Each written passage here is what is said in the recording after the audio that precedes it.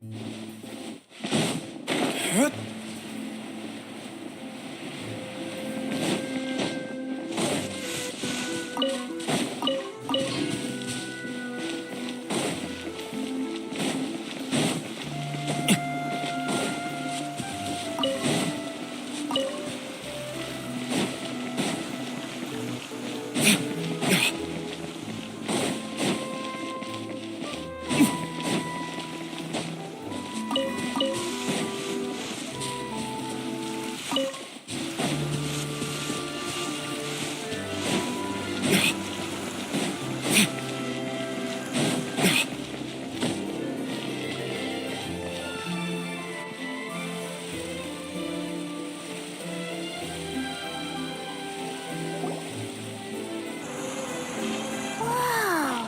Now this is fancy!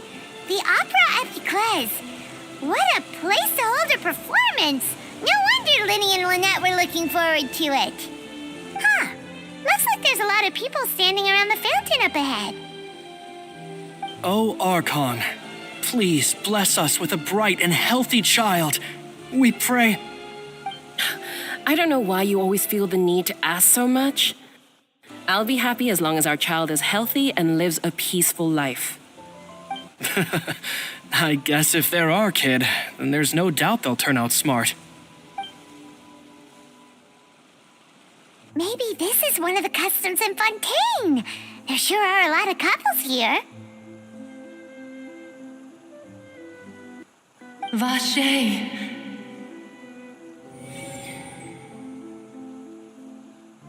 What's wrong? Vache. Vache.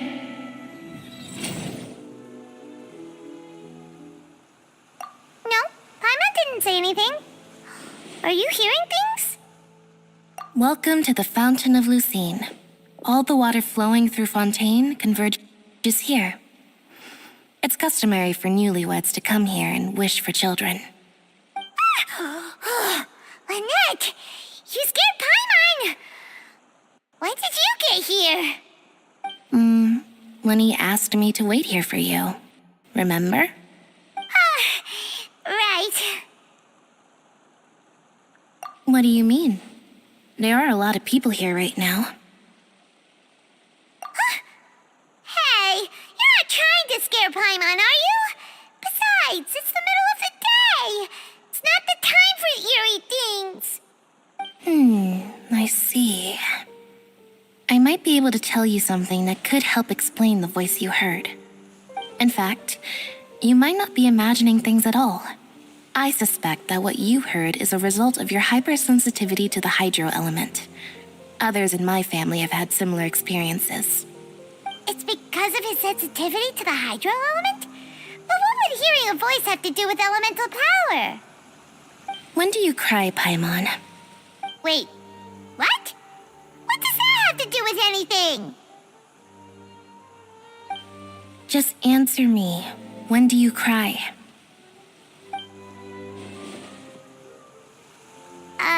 When Paimon's really sad? Oh, and when Paimon's super happy. Oh, and also when Paimon's really, really scared.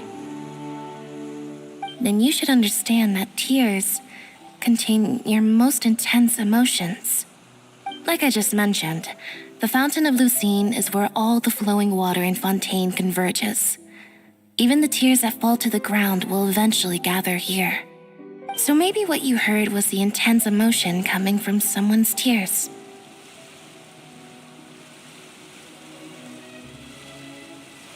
So, what did the voice say?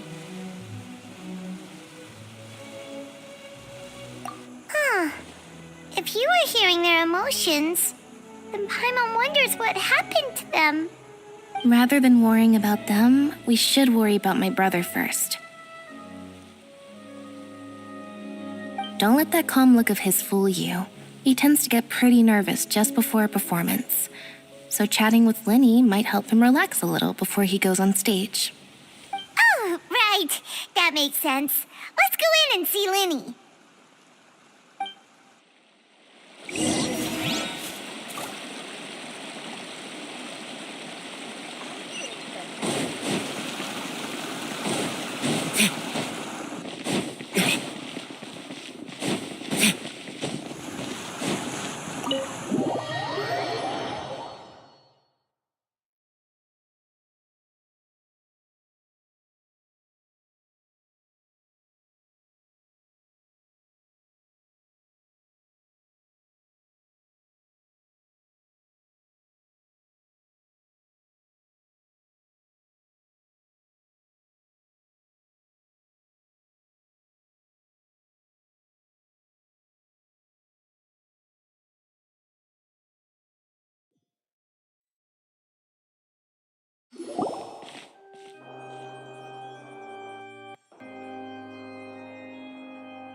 Traveler and Paimon. Good to see you.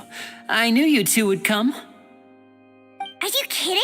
We wouldn't miss it for the world. We've been looking forward to it. I can tell, judging by how early you've arrived. But you're actually right on time. The audience still hasn't started entering the venue yet, which means now is the perfect chance for us to take you to the best seats in the house. Wait just a moment, I'll fetch the tickets.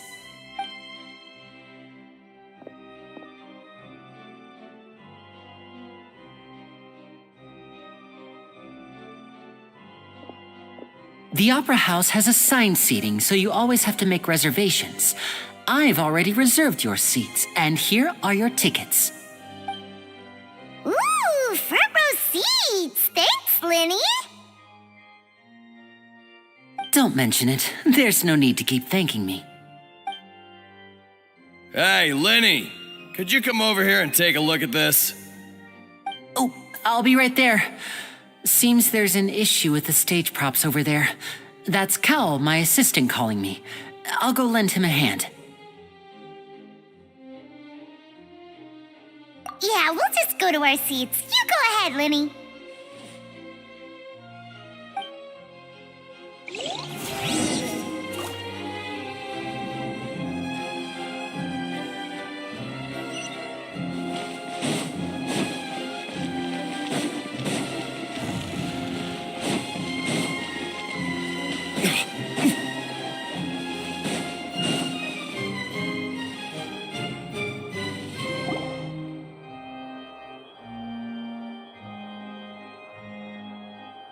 Oh, these should be our seats. Come on, let's sit down.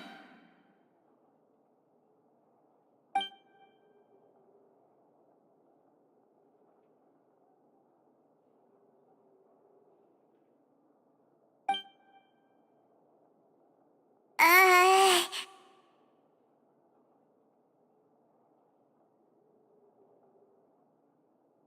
Uh...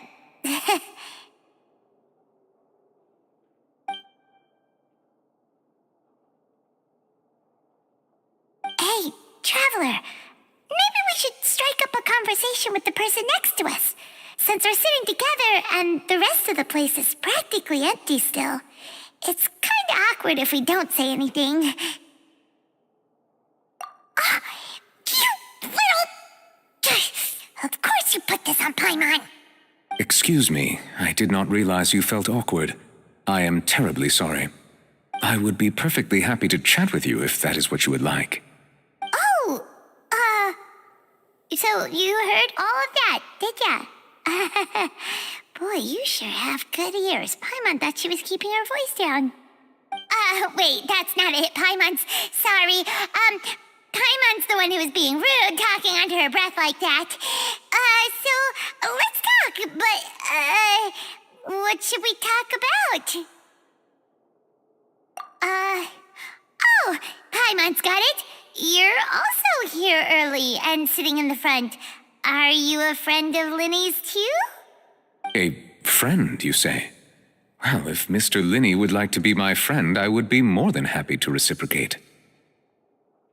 Oh, so you're not friends with Linny then? Oh, this is getting more awkward by the second. Paimon nearly forgot to make her introduction. Nice to meet you. Paimon is Paimon, and this is the Traveler. We just arrived in Fontaine. It is an honor to meet you two. I have heard of your deeds across Tevat. And as required by proper etiquette, I will also introduce myself. I am... Oh, Monsieur Nervillet, what an honor it is to have you here to see my show. Ah, Mr. Linney. I should say it is in fact an honor for me to see your performance in person. Wait, Nervillet? Could he be... I saw you all chatting just now, but it seems you still don't know who Monsieur Nervillet is. Allow me to introduce you to Fontaine's Chief Justice.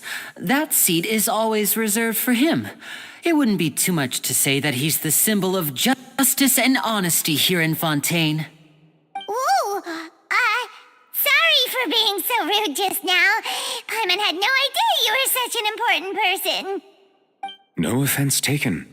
Being Chief Justice is merely what I do for work. Nearly every person has their usual reserved seat, so I'm not so special, really. And by the way, I should probably let you know, even though I would prefer not to. There's someone sitting up there in the VIP seats that has been striking a pose for quite a while now. I believe she is trying to give you a most elegant and impressive first impression. So I think you should take notice of her sooner rather than later, otherwise she may become flustered.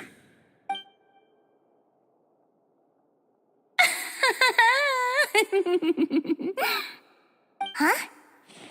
Oh, it's Farina, the Hydro Archon. Huh. She sure has a smug and satisfied look on her face.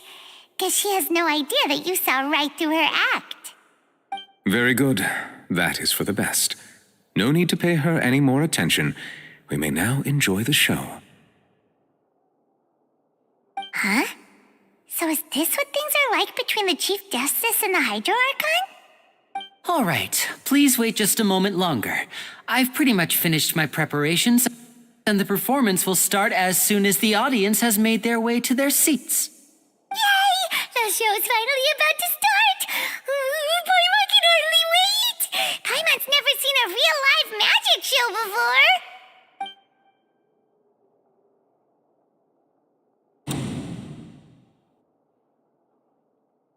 Ooh! They're dimming the lights! The show must be starting!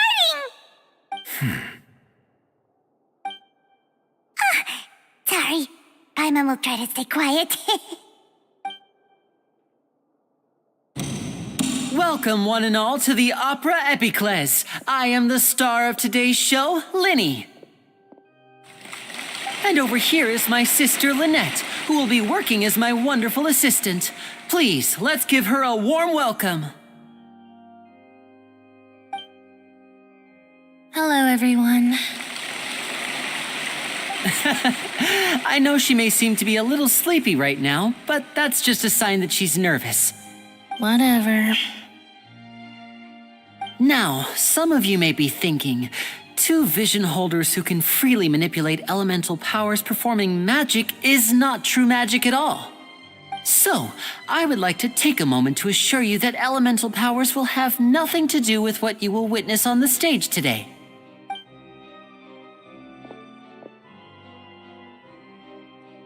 Both Lynette and myself have removed our visions for the show. That way, even the gods won't be able to help us. Oh, good point. That's what makes the show real magic. Now, without further ado, let the show begin. Lynette will now exit the stage to make some preparations. I know you might miss her, but don't worry. She'll be coming right back on stage momentarily. Perhaps in an unexpected way. I'm sure she'll be stealing the spotlight soon enough. Oh, and before I forget, there's one more thing I should say. You never know what can happen in the blink of an eye.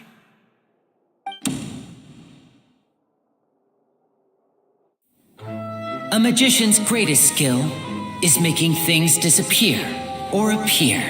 The possibilities are endless.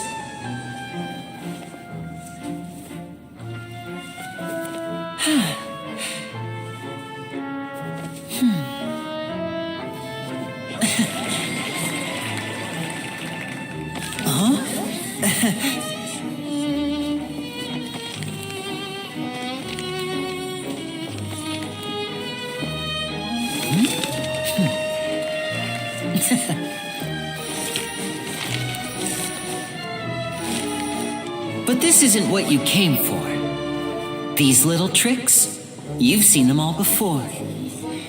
So it's time for something truly extraordinary, don't you think? This one's a little tricky.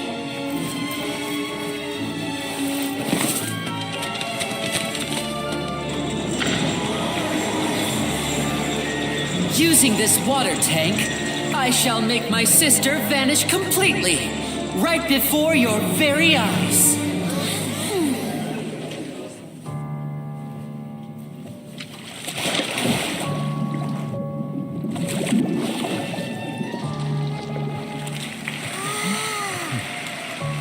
It's actually quite simple. She'll just turn into air bubbles and float right out of the top.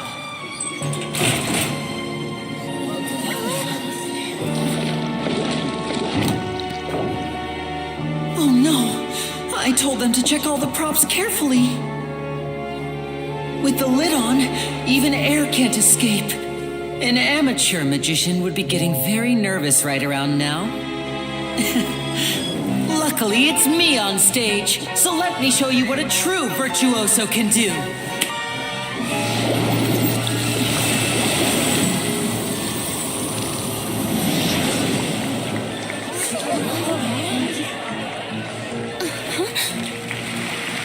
Lynette, are you still there? Don't go too far. We don't want to use up all our magic. Hi, I'm back. Huh?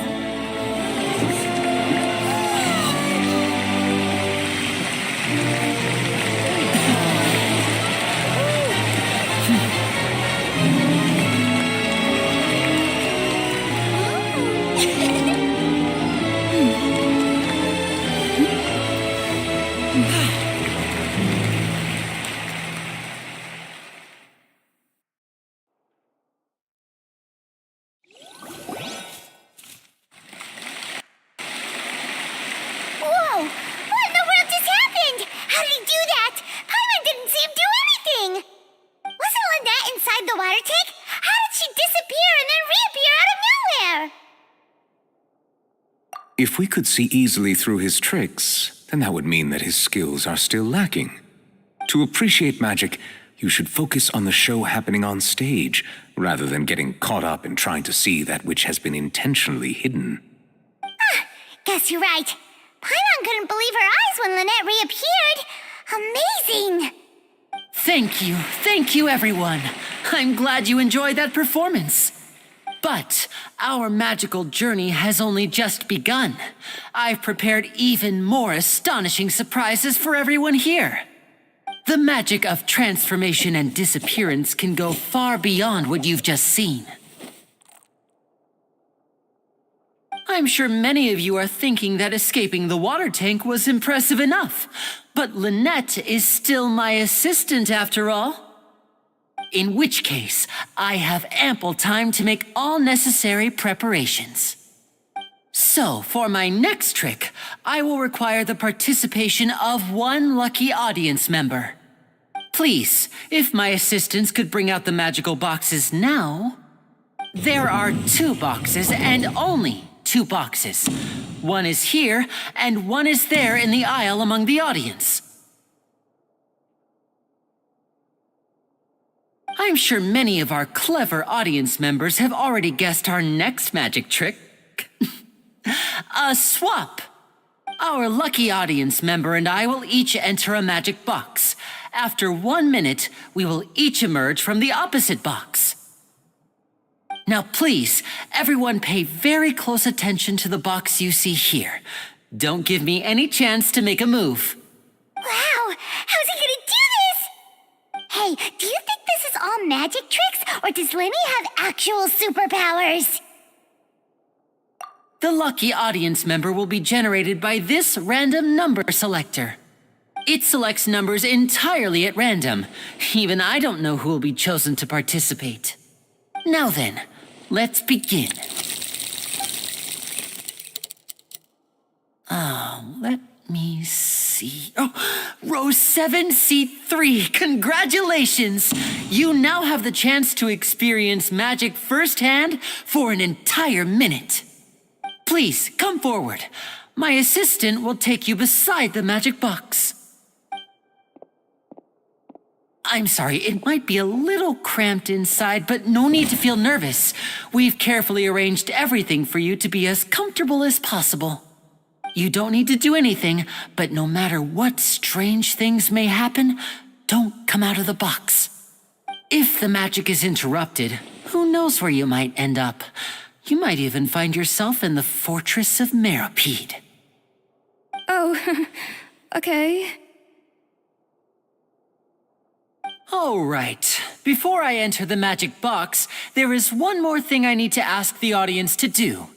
Could you all give me a countdown? Like this. 60, 59, 58. Just keep counting down. You can go a little faster or slower if you like. I won't be able to see anything in the pitch black box, so I'll be relying on your voices to know when time is up. Oh, and no tricks now. If you quickly count from 60 in just 30 seconds, then I'll be in a tough spot. Ooh! Paimon kinda wants to count faster after hearing him say that!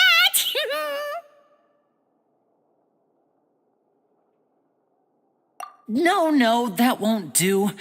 I can see it in your eyes. You still can't be trusted. Let's practice together. Come on, repeat after me. 60, 59, 58.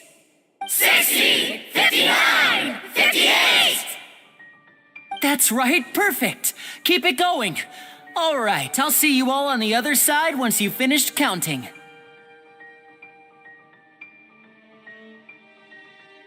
54, 53, 52? Huh? Why aren't you counting, Nervalet? I am counting in my head. I think things are exciting enough in here as it is. Merely a consequence of my identity and personality. Do not worry about me. Just enjoy the show. Oh, all right. You look so serious that Paimon thought you might be feeling uncomfortable or something. 40, 39, 38! Mr. Linney, are you all right in there? Is everything ready? Yes, I'm fine. I'm just double-checking the direction of the magic. It would be a disaster if we get sent to the wrong places. For example, midair right above the audience. Even though he's saying that, Lenny doesn't seem nervous at all.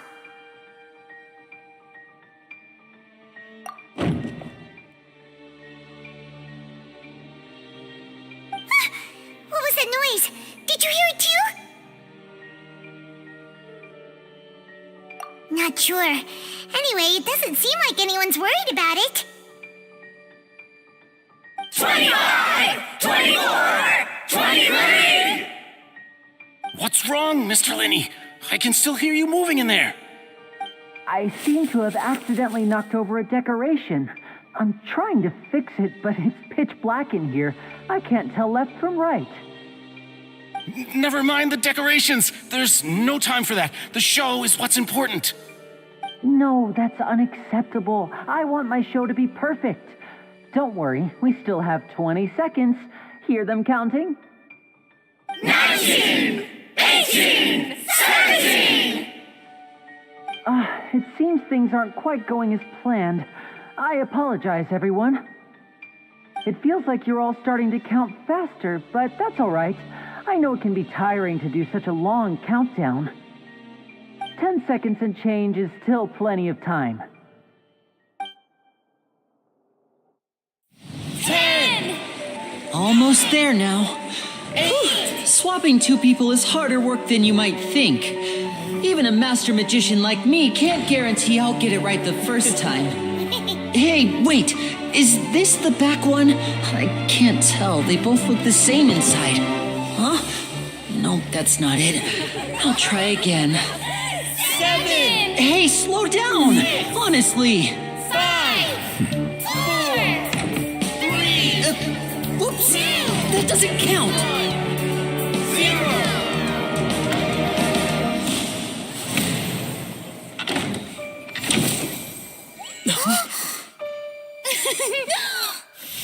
Ta-da!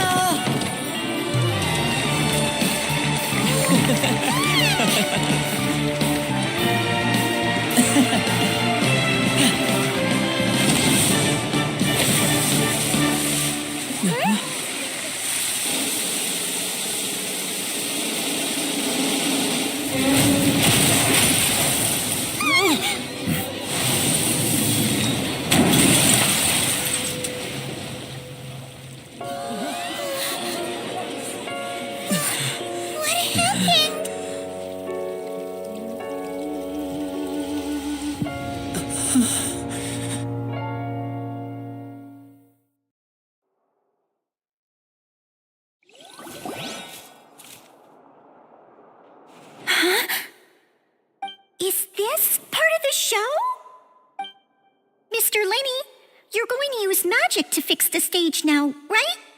What happened? Oh no, maybe this isn't part of the show. The girl was still in that box, right? This performance is over. Medical staff with me.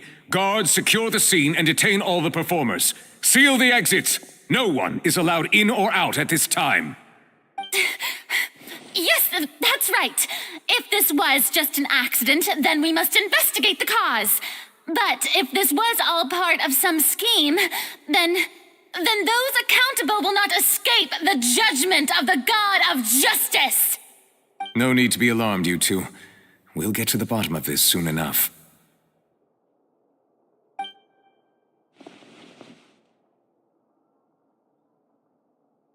Unfortunately, the person who is in the magic box has been pronounced dead.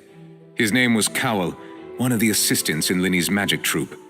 Apparently, the fireworks on stage ignited the ropes that were suspending the water tank, which then caused the tank to fall onto the stage. As of now, we are still not sure why we found Cowell in the box, rather than the guest from the audience. And after an initial search of the area, the guards have confirmed that the girl is nowhere to be found. It appears that this incident was not merely some mishap with the performance. And there are many indications that it is connected with the case of the serial disappearances of young women.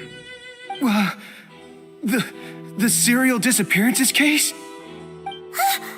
That's the case that Charlotte mentioned before.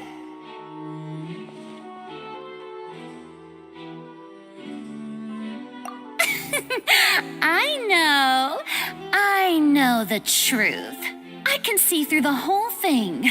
Really, using such a shallow and obvious mystery as his finale, did he really underestimate us that badly? I say that our powerful magician, Mr. Lenny, is now the prime suspect for the serial disappearances case. Huh? Why me?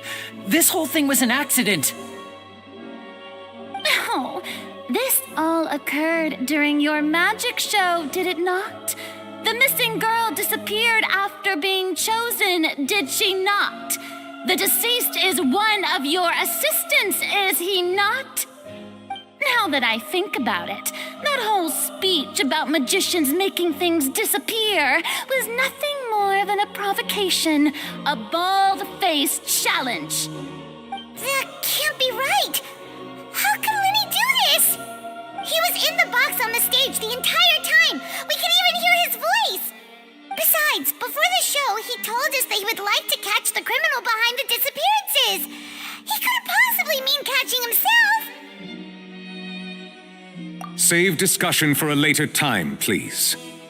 Lady Farina, may I assume that your comments just now constitute an accusation against Mr. Lenny and his associates, and that you are pressing charges? I just think that I think it might be a little early to talk about formally pressing charges.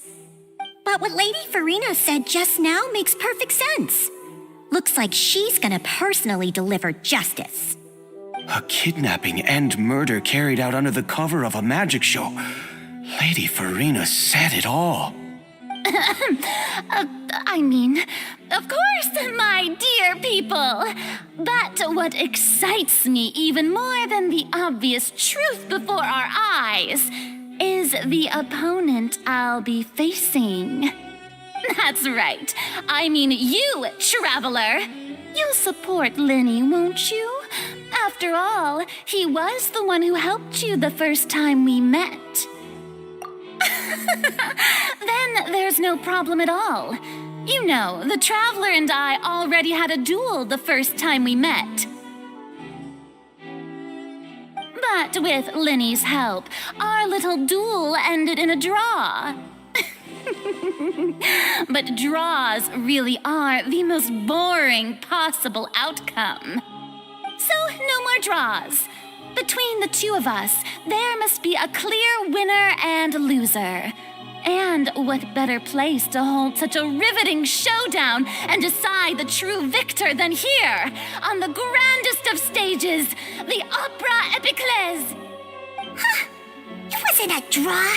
She obviously lost last time. I understand.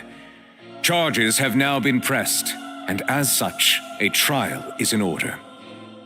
Well, traveler, seems Lady Farina has set you in her sights.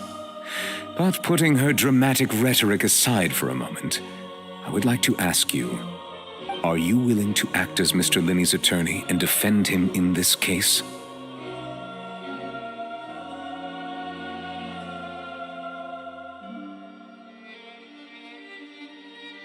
Very well. The trial will be held a day from now in the Opera House. Both sides may investigate the scene to build their cases and search for the truth.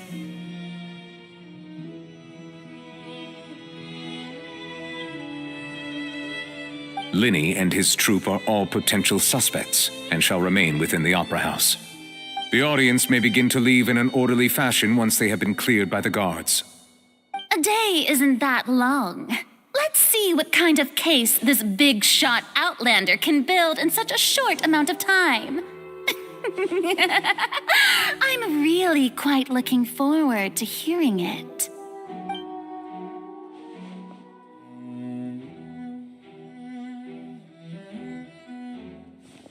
Lenny!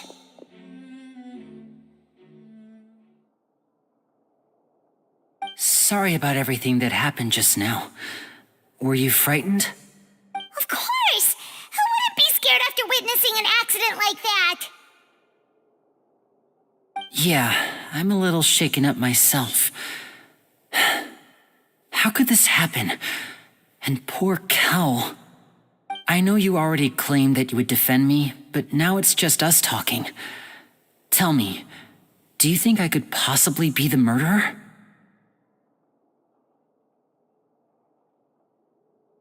I understand. Even I'm not sure what happened, so I can only imagine how difficult it is for you to grasp the situation. I'm sure everyone sees me as the biggest suspect at this point. But if you ask me, the whole thing is mysteries layered upon mysteries, such that all that's left is confusion. I don't know whether what happened there on the stage was purely an accident or not, and I don't know why poor Cal was in the box. As for how that girl chosen from the audience could suddenly disappear, I'm afraid I don't have any answers either. If someone tampered with my performance, then we need to figure out what they did. Even a skilled and knowledgeable magician like myself couldn't pull all that off in just 1 minute. Which is precisely why we need to investigate. As this book says, the impossible could not have happened. Whatever happened must have been that which is possible.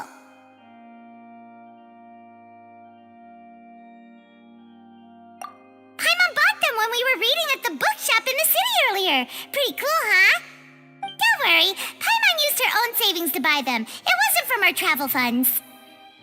I think they look cute on you, Paimon. You have good taste, Lynette. That's the right attitude. Feeling depressed isn't going to help me now. I need to get back to my normal self. But with the guards watching our every move, it's going to be especially difficult for Lynette and I to prove our own innocence. Good thing you agreed to be our attorneys. Thanks for that. We'll be counting on you. Yes, thank you so much.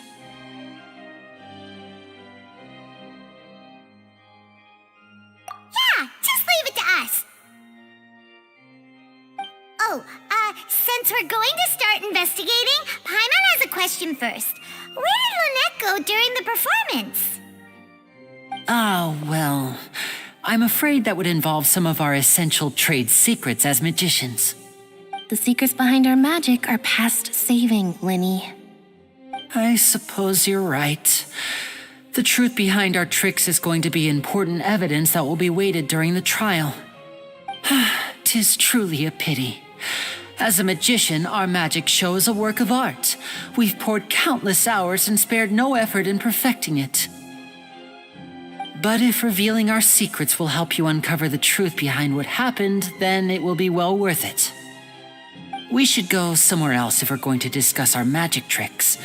We'll go speak with the guards, and in the meantime, you can go investigate the stage and the seating areas. All investigation teams are still here.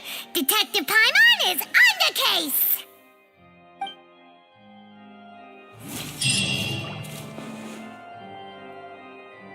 Hello, officer.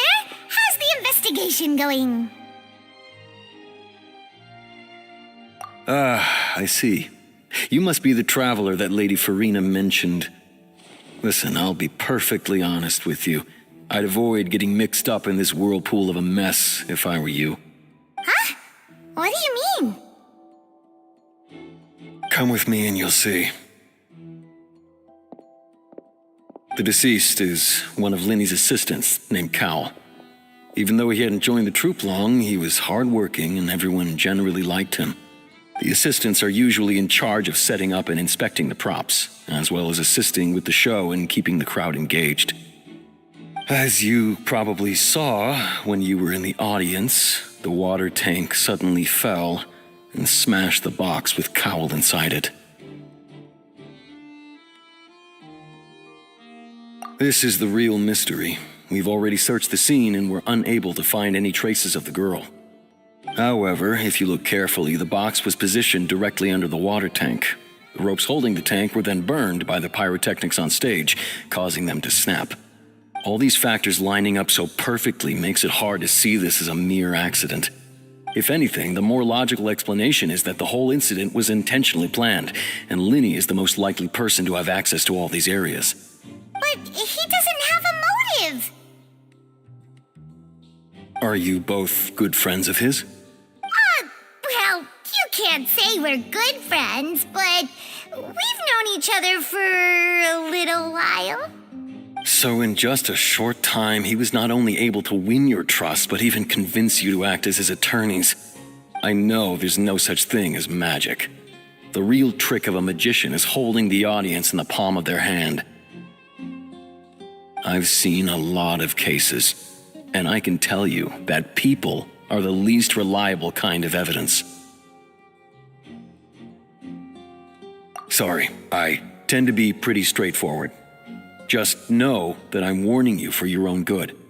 Anyway, you may investigate the scene of the crime yourselves if you're curious. Who knows, maybe you'll be able to come up with some new evidence.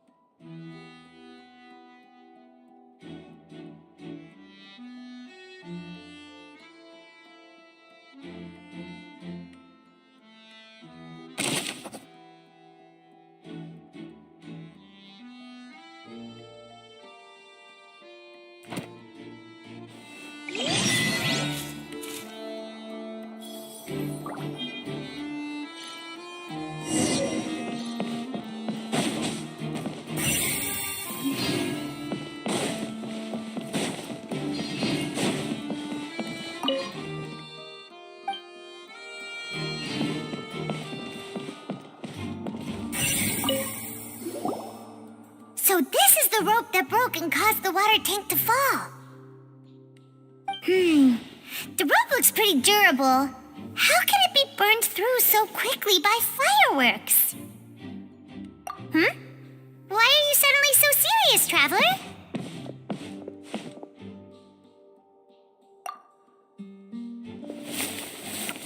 Whoa. Look! This bit is made from different material! Most of it was burned away, but there's still a little bit of it left. Huh. So if a rope meant to hold something was made with that kind of material in it, then that means... Wait, why don't you write all this down? Let's take notes.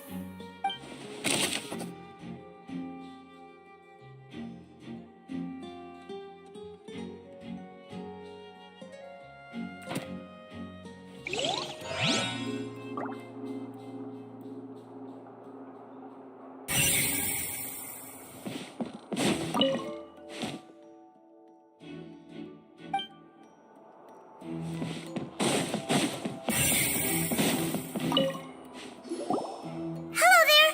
What are you investigating? Oh, this location has also been cordoned off because the Magic Troop members are currently considered prime suspects. The investigation team is still collecting evidence. The seats were all booked in advance, so we were able to deduce the missing woman's identity by checking the guest list. Sure, it's not like this is confidential information. We will publish it later anyway when we petition the public to help us find the missing person. Her name is Halsey. She's a painter from Fontaine who's made a bit of a name for herself. Apparently, she wasn't a regular at the Opera House, but she'd been feeling some pressure with her work lately, which made her decide to come see the magic show.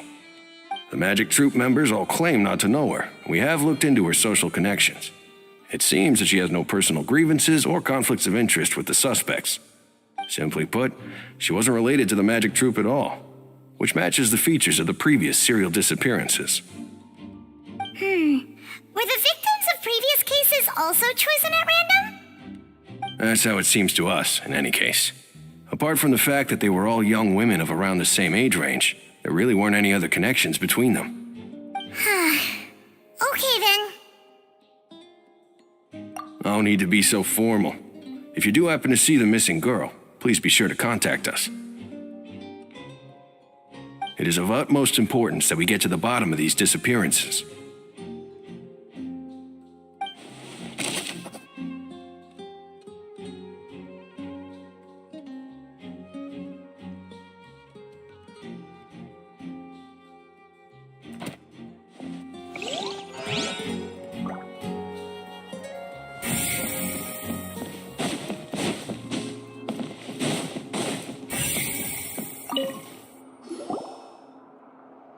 The investigation team has some new findings. Turns out there's an issue with the random number selector after all. See, I told you. What if the machine picked some big guy's seat? You think the murderer would have still made his move then? Sorry to interrupt, but we're helping Linny and Lynette with their side of the investigation.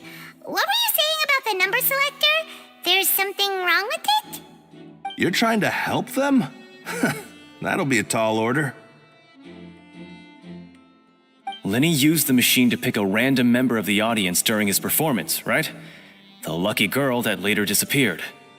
Well, we thought there might be a serious problem with the machine, so we had it taken away for further inspection. It turns out that the seat number it picked wasn't random at all. The machine picks that same number every time. I'm sure you already know that you have to make a reservation in advance to get a seat, regardless of whether it's a trial or some performance. In other words, Linny knew who would be sitting where from the very beginning. That much checks out. Linny reserved our seats for us too. Bet you see why I was saying it'd be tough to make a case for Linny.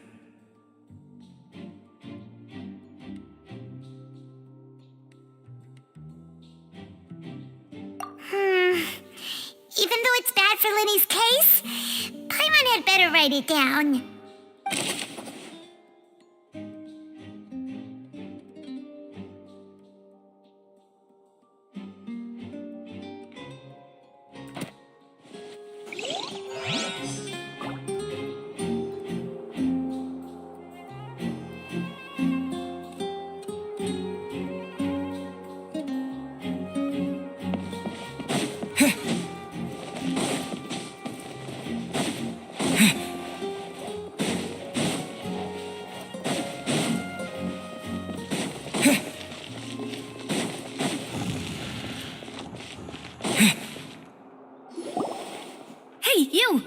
Yes, both of you. Over here. I've been keeping an eye on you for a while now. Huh? You mean us? That's right. If I'm not mistaken, you're also among those who wish to cut down the thorns and pursue the truth. No? And by the looks of it, you're not from Fontaine. Well, you're right on the more about that one, but who are you? Have you never heard of the Spina di Rosula? From mediating disputes and providing protection to solving conundrums, you name it, Spina di Rosula does it. And I, Navia, have the honor of being its renowned president.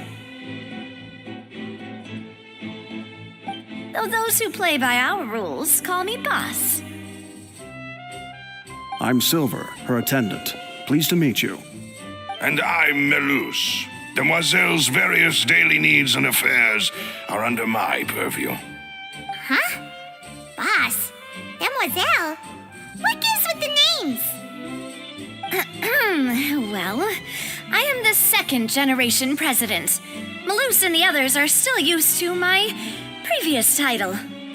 My apologies, Demoiselle. Should you prefer, boss, I will endeavor to use that instead. No need. You don't have to call me boss. Just Navia is fine. Okay, if you say so.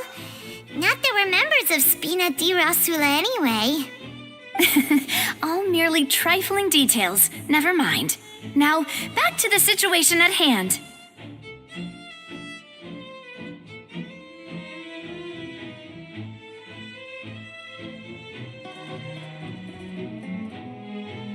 That's right. I've always kept an eye on the serial disappearance cases. My interest stems from a matter back from my father's time. Judging from the look of things, I find Linny an unlikely mastermind. Really? We think so too. That's why we're looking for clues now.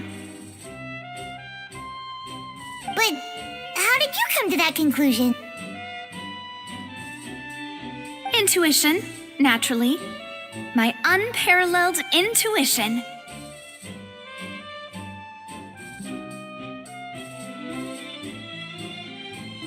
Farina sure was quick to point the finger at Linny without any decisive evidence whatsoever, wasn't she? But that's not uncommon for her. If you remember, the justice had to interrupt her and ask if she was pressing charges just to keep her from getting carried away. Anyway, a trial begins the moment someone levels charges. And, of course, there was no way Farina was going to back down in that situation. Sounds more like you just don't trust the Hydro Archon. Well, what's your opinion? I must admit that she can be interesting at times, but liking her doesn't mean that I'll blindly agree with her.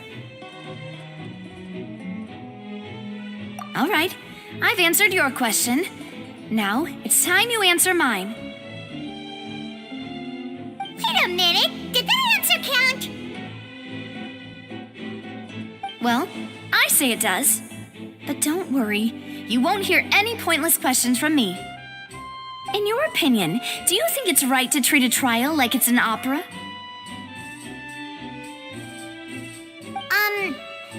Well...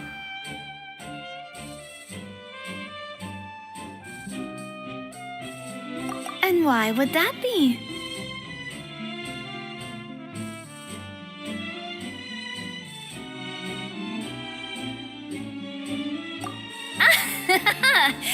See, Silver and Malus? I told you they'd be different. Most astute of you, Demoiselle. I too think that the Traveler's response was most excellent.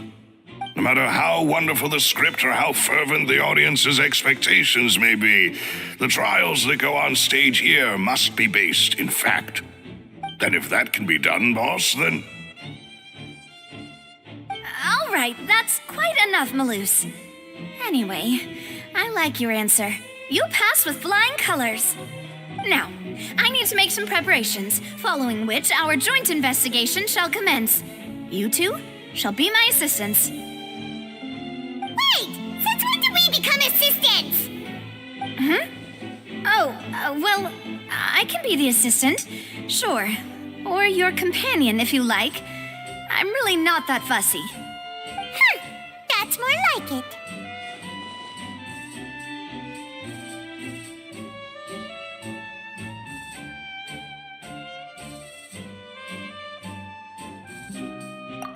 Far be it from me to brag, but I believe that Demoiselle's intuition will be instrumental in uncovering the truth.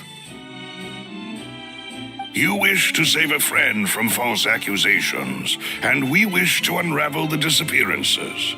In this sense, our goals are aligned. You have a point. Huh. You're quite the talker, aren't you, mister? And what about you over there? What do you think? You seem like you've got something on your mind. I have nothing to add. Oh, alrighty then. We'll be making some preparations first. Just be sure to let us know if they start revealing Lenny's tricks. Thanks!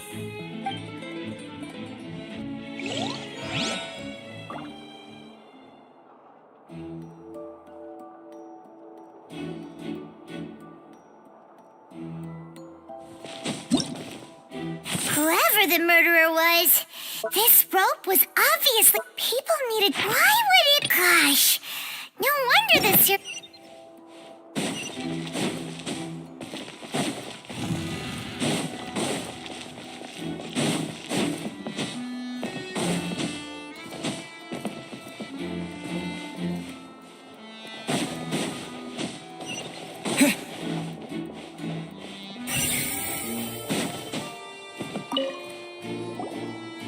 I see that you're investigating the area. Well, it just so happens that I'm interested too. If you find any new and interesting leads, be sure to share them with me, all right? We don't have too many thoughts yet.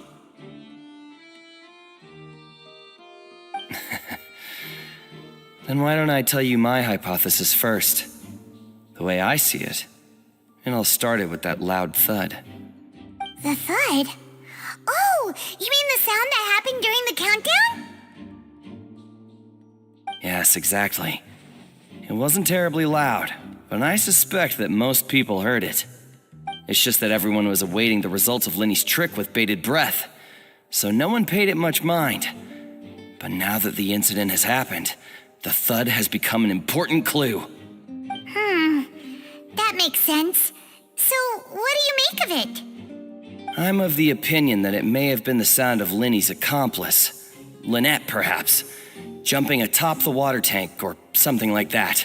And when the pyrotechnics went off, she cut the rope, sending the water tank crashing down. But wasn't the noise we heard too loud for that? Perhaps the balance wasn't right, leading to a particularly rough landing.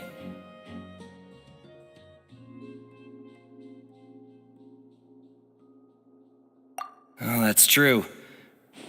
I suppose I must reconsider. That does remind Paimon, though. What was with that sound?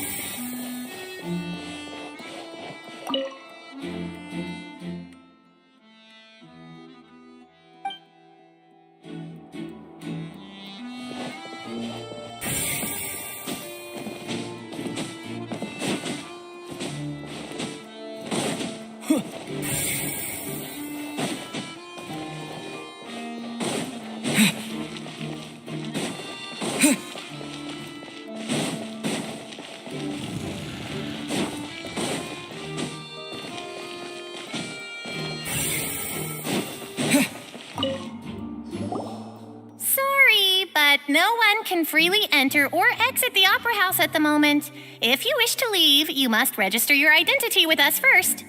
No, we're not leaving.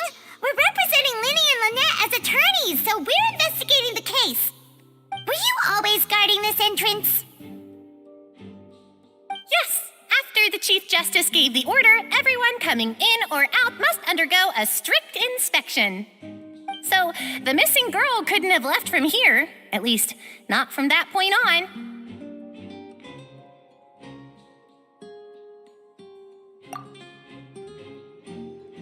I doubt there was much opportunity then, either.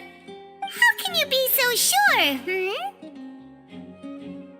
Well, because I was in charge of security near the entrance at that time. I couldn't see Linny's performance from here, which was quite a shame. Just my luck. But still, I did not abandon my post, and I stayed put no matter how loud the applause was. If someone had so much as even approached the door, I would have noticed it, let alone if they had tried to leave. We Melusines are good at that sort of thing, you know.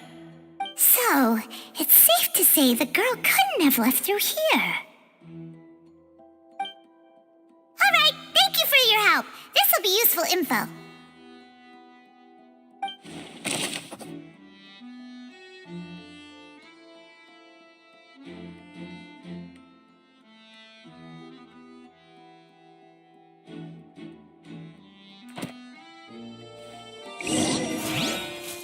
We've checked everything of note here at the performance venue. Paimon wonders how Linny's discussion with the guards is going. Let's go see, shall we? Ooh, things are getting interesting, huh? We're about to see how magic is made.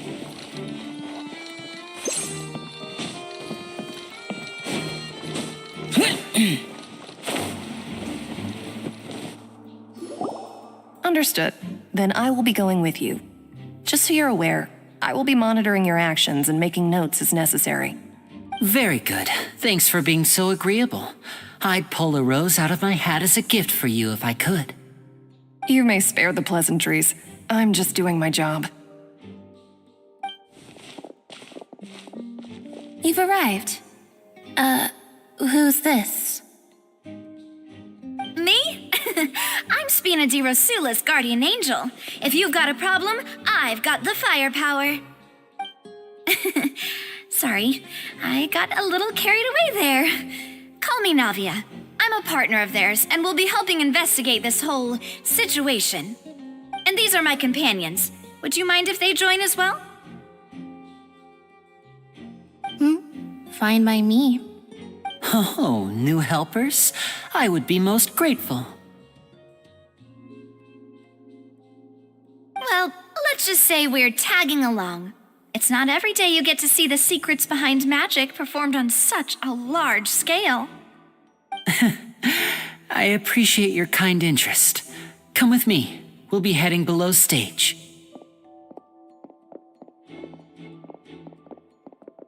Huh? Below stage? Yes, a world of secrets is hidden beneath this magic box, prepared specifically for this switcheroo trick.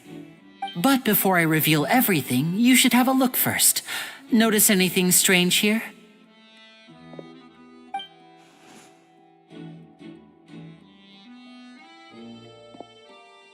I'm not trying to be dramatic. Remembering the details of a trick will help you understand the methods used to perform it more easily. Huh. Weren't there balloons and other decorations here? Where did all that go? Ah, good eye. That said, you're still far from discovering the answer.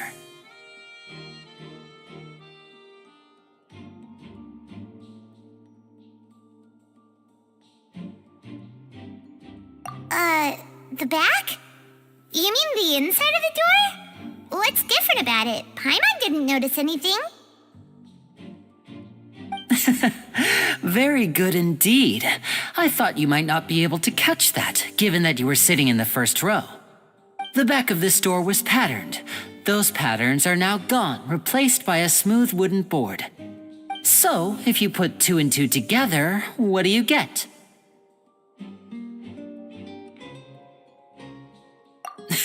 Exactly. All right, let's go. I'll tell you how it works as we head down.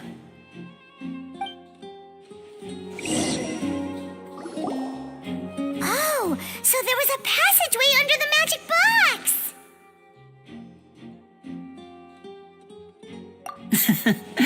I knew you'd figure out most of it as soon as you saw this place.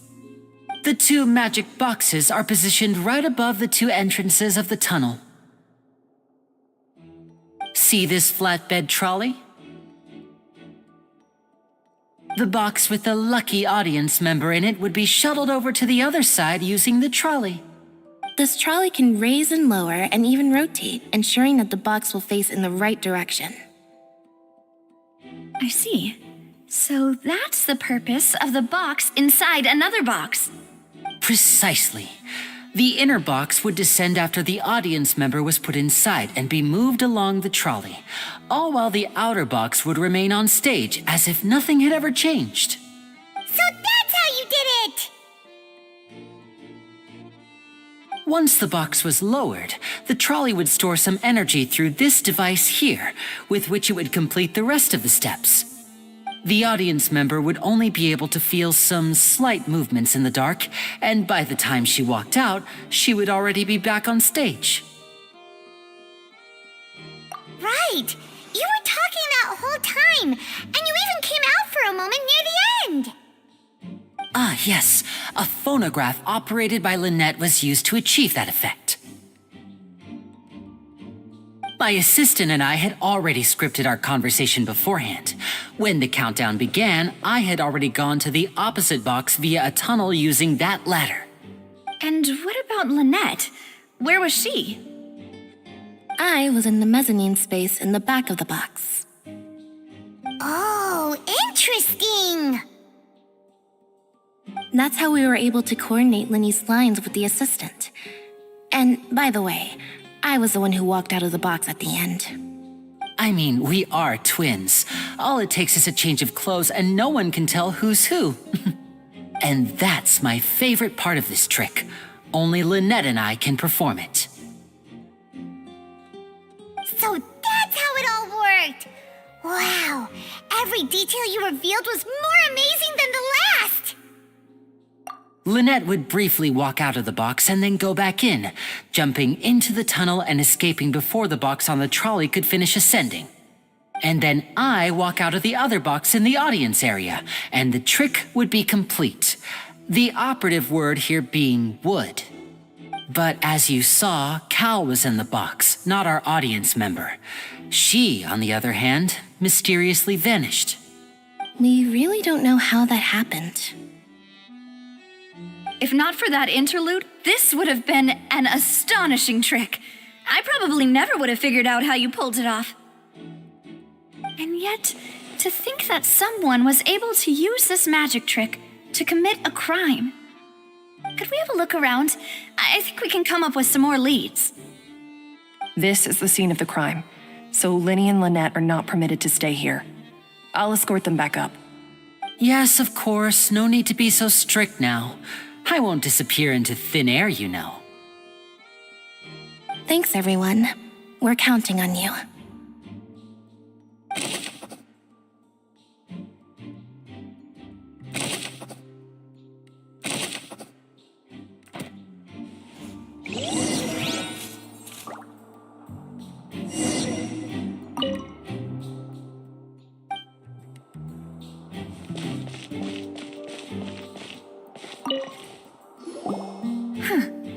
What's this?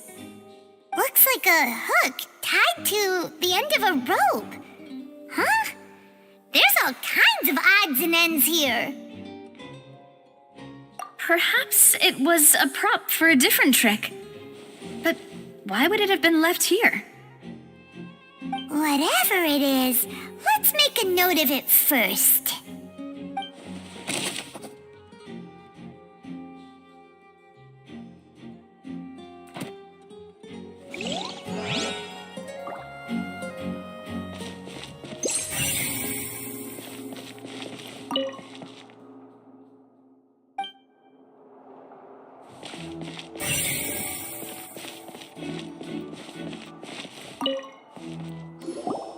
The floor is wet. Please be careful not to slip.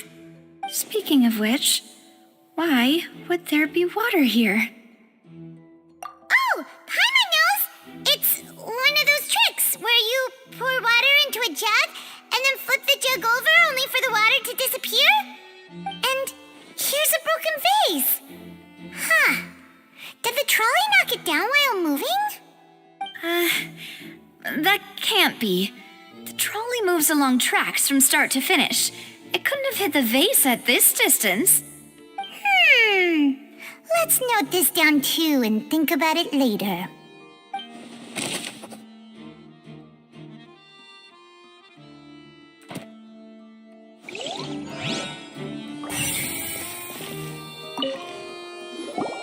Oh, these are the clothes that the lady chosen from the audience was wearing, right? Her clothes are here, but she's nowhere to be found. Right. And do you really need to do that if you're kidnapping them? Ugh, this is so confusing. Paimon doesn't want to be a detective anymore.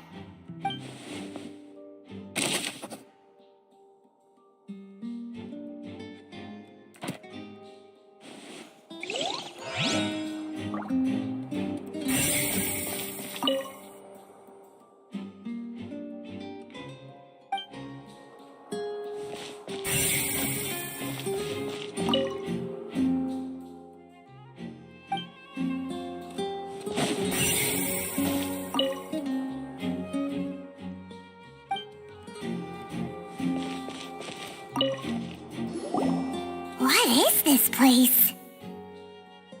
It seems someone could fit through here. Could this have been the suspect's escape route? Alone, perhaps. But if they had to pull another person with them, the space would be too narrow. But there are no other ways in or out of here.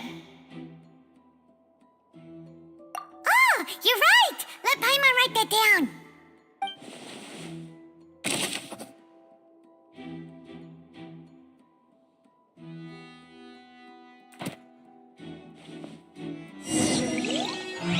Seems we're just about done investigating down here. Yes, let's head back up.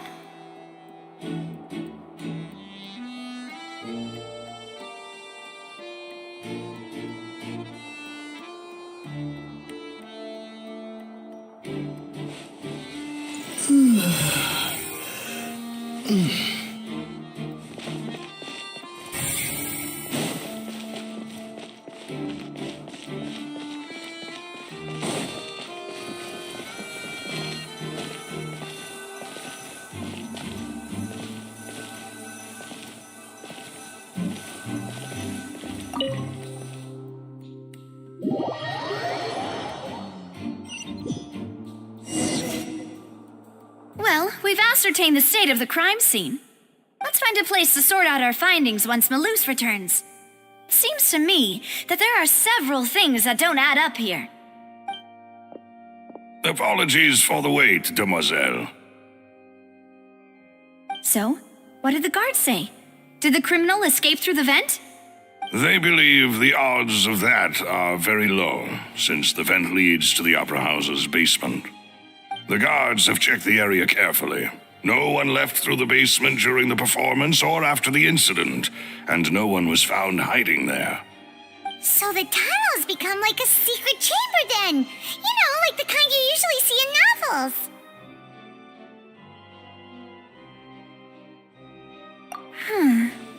The plot thickens. Halsey's disappearance and Cowell's death are both quite inexplicable. No wonder Farina was so confident in her accusation. All the current evidence points toward Linny and Lynette. In other words, the charges are very likely to be upheld unless we make some considerable progress. Charges and then trial. So if the charges are upheld, they'll announce a sentence? That's right. This is how a trial goes in the Opera House. During the proceedings, the Chief Justice and the Oratrice will hear statements from both sides. That's right. This is how indemnitium is produced. The statements from both sides, the defenses from attorneys, witness testimonies, and even the audience's emotions will all be projected on the Oratrice. To put it simply, it's as if the Oratrice has its own will and is a judge in its own right. This also precludes any kind of favoritism on the part of the Chief Justice. Not that this has ever happened anyway.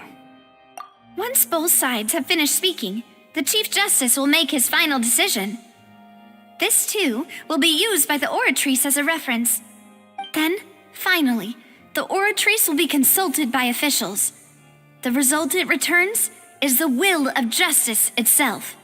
Huh? So that machine is the one that actually decides? Paimon thought Neuvillette called the shots. In practice, there is very little difference. Both have always come to the same judgment, which is why people have great faith in the Chief Justice. Ah, yes, the guards also asked me to convey that none of us will be allowed to leave this place before the trial. Huh? Why? Because we've chosen to act as the twins' proxies, that makes us persons related to the case. They're concerned that we might be colluding with outside parties, or that we might find outside help to disrupt the case. And even if that were not so, it could prove problematic if we happen to spread key information about the case ahead of time. I'm ready to break out at any time. Whoa, there's no need for that. Paimon thinks they have a point. That said, are they providing food? Of course. I just hope you don't mind the lack of options. I'm afraid that catering to all tastes is not in the cards, nor is any guarantee of balanced nutrition. In that case, let's just sort out our findings together here. Pity. I was hoping to take you to try some of Fontaine's famous desserts, too. I mean, what better way to properly think through our findings than over some tea and sweets? Huh. Breaking out suddenly doesn't seem like such a bad idea after all. Just kidding. Paimon will still do her best, even if there are no snacks. What do you mean, no snacks? Of course we'll have snacks. If we cannot buy some, then we'll simply make some. Huh? Here? But how? Understood, Demoiselle. Everyone, please come with me.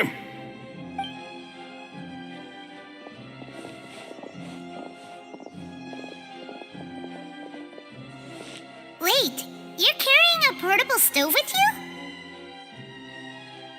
Yes, I must be prepared to meet the Demoiselle's baking needs whenever the fancy strikes her. I have eggs, sugar, and almonds at the ready. Good work, you two. Then I'll get to it. Please sit tight for a moment. You'll get to taste my awesome snacks soon enough. These three are quite the interesting group.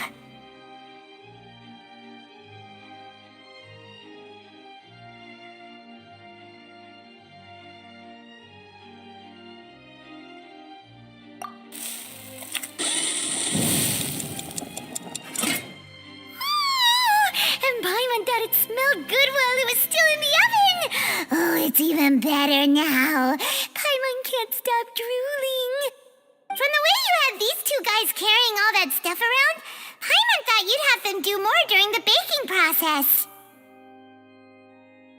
But you ended up doing the entire thing by yourself. Beating the egg whites, grinding almonds, everything. I was applauding. And I was giving encouraging smiles.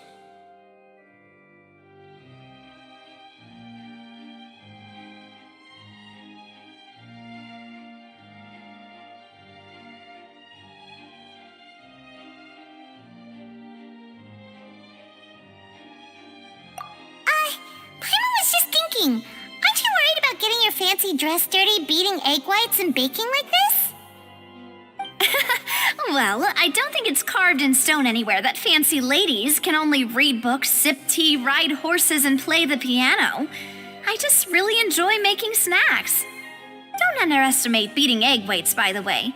It's a real arm workout. You also need to beat them to just the right consistency, or your macarons will crack. Anyway, give these a try, fresh out of the oven. There's 3 for each of us. Only 3? Well, eating too many sweet treats might send all that sugar to your head. You wouldn't be able to think clearly about the case on a sugar rush, would you? Tea is ready to be served as well. This is Demoiselle's favorite, strong black tea with a floral fragrance that clears the mind and lifts the spirit. No need for concern. I'm merely doing as I should.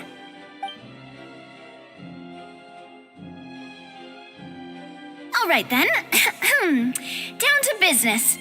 As Paimon mentioned previously, the tunnel seems to be something of a secret chamber. However, we can assume that Linny and Lynette were not alone within it. Some criminal also occupied its sealed confines. The magician twins could have committed the crimes, of course, but they lack any logical motive. Exactly! Why would they do such a thing right when everyone was watching?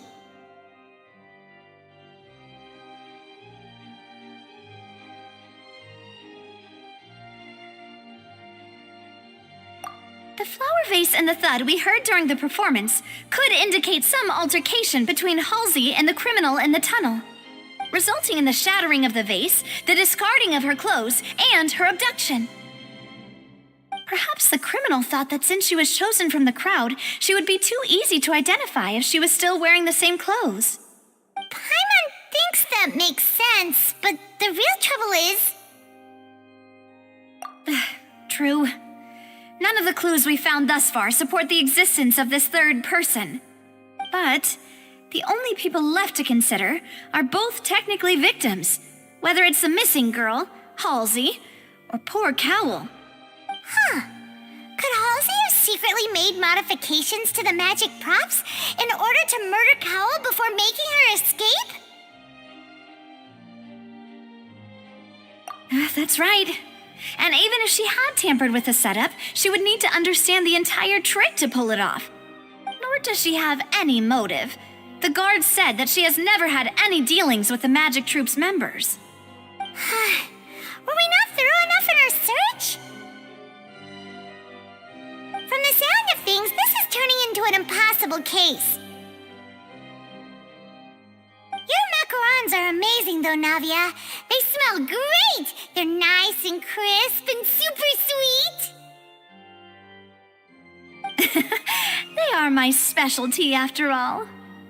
And I see you've already had 5 of them. What? 5? Oh, that can't be right. Paimon only counted 3, honest. Please don't worry about it. At my age, a few less sweets might actually be a good thing. No. Being greedy is one thing, but Paimon knows how to count. Besides, Paimon knows that if she ate too many, then others wouldn't have enough.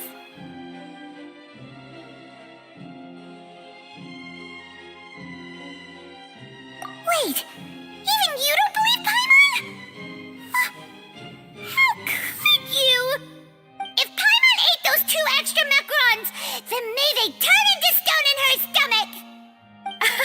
All right, we get it. Well, I suppose one of us might have gotten too engrossed in our chat and eaten them by mistake. No big deal. Maloose, set up the stove again, if you would. Huh? What are you doing? Making sure everyone gets 3 macarons, of course. Exactly. We don't want to trouble you. As you wish, demoiselle. And I have the egg, sugar, and almonds. Well, this really is your hobby, huh?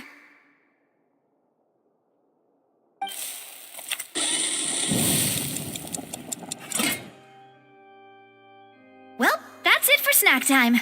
I'm going to have another look around the area. I don't know what we're looking for yet, but we've still got some time.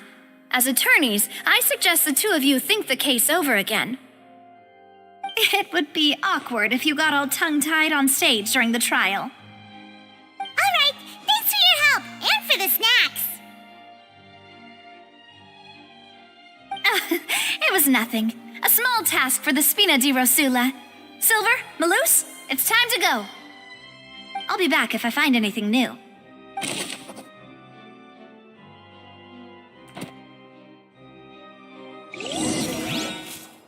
All right, it's time to put our heads together. We've got to get our defense ready for the trial. Oh, it's probably going to be a long and difficult case. There's no point in worrying about that now. We just need to prepare.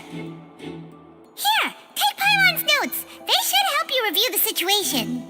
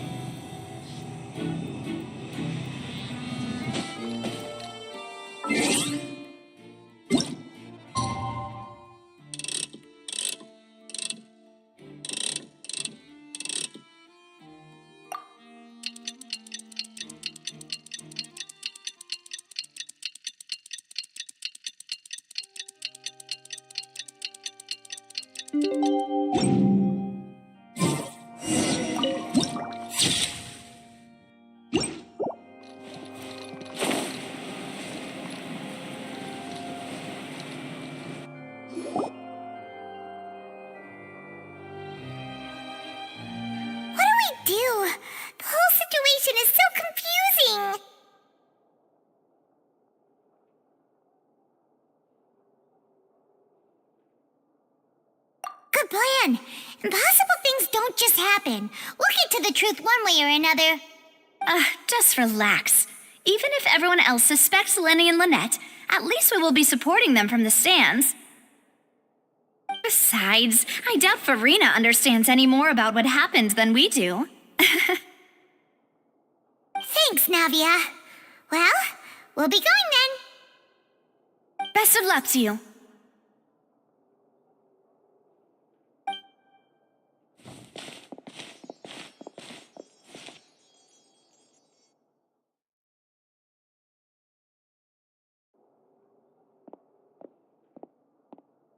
Finally, you're back. Well, how did your investigation go?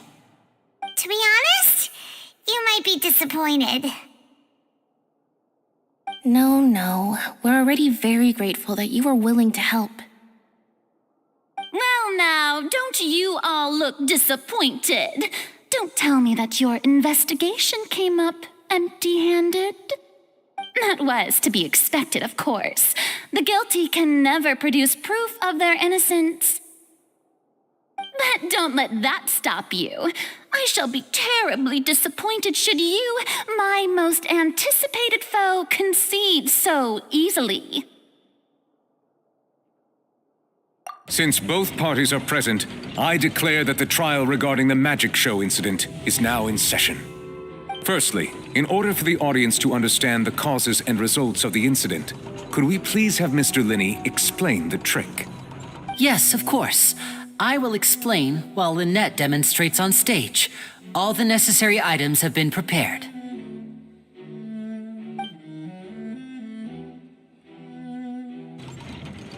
Thank you, Mr. Linney. In that case, I take your statement to be that you ran to and remained hidden within the magic box in the audience stands once the trick began, and thus could not have committed the crime. Is this correct? Yes, that's correct, Your Honor. In that case, I call upon the prosecution. Lady Farina, do you wish to refute his statement in any way? Why, of course I do.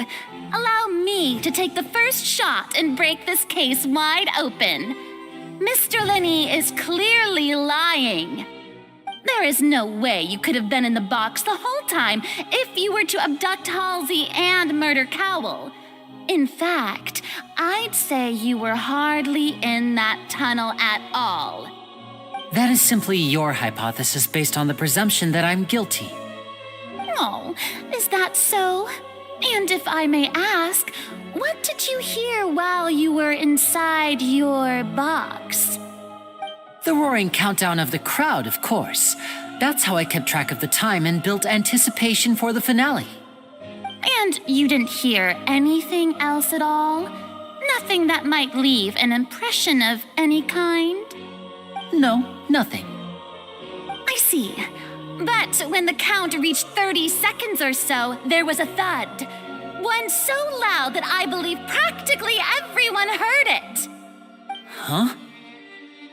Hey, hang on. Something's not right here.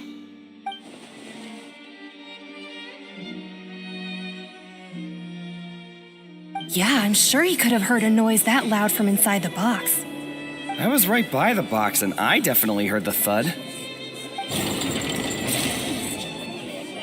Look at those scales. Could those mean... Well then, ladies and gentlemen, allow me to use the words of the magician himself. You never know what can happen in the blink of an eye. Indeed, it seems his alibi can also collapse in the blink of an eye. Of course, I have armed myself to do far more than smash your alibi. Confidence cannot go unfounded, and my foundations are rock solid. Tell me, aren't you and Lynette actually from the House of the Hearth? The House of the Hearth?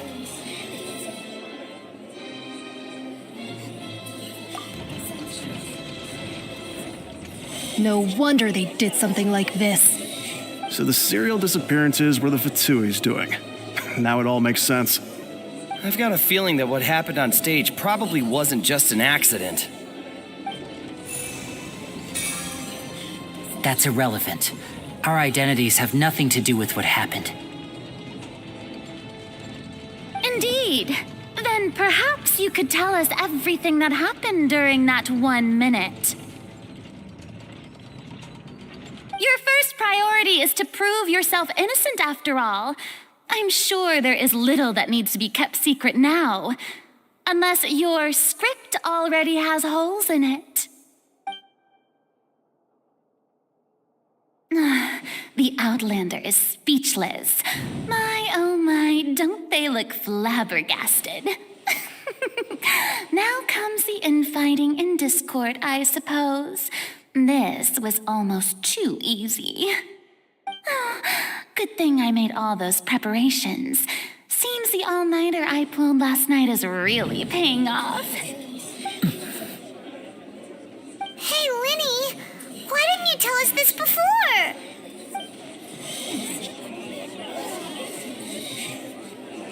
Order! Order!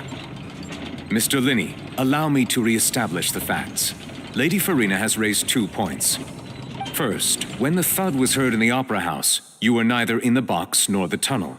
Second, you and Ms. Lynette are both members of the House of the Hearth. Are these claims true?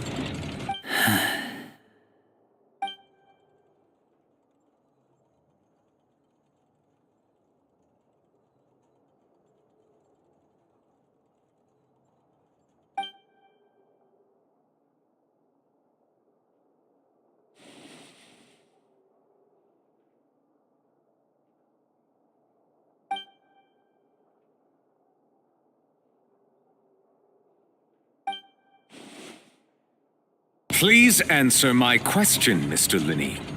I'm sorry. Yes, they're true, Your Honor.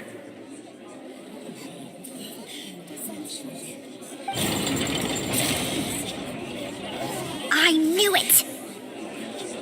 Well, that's it. We might as well move on to the sentencing already. What should we do now?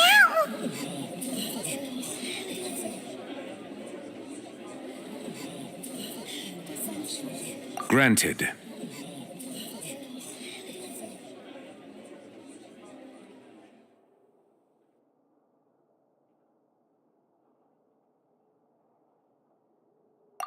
In that case, what is your request?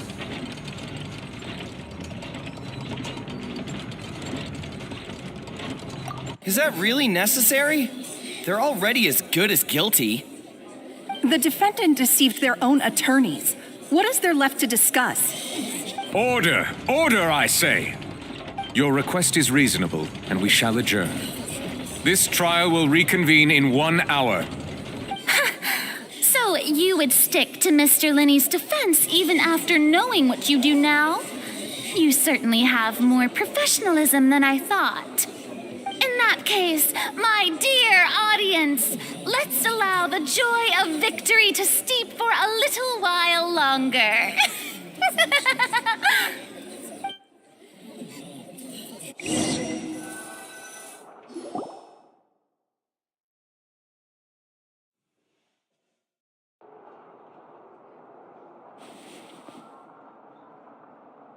Well, this is awkward.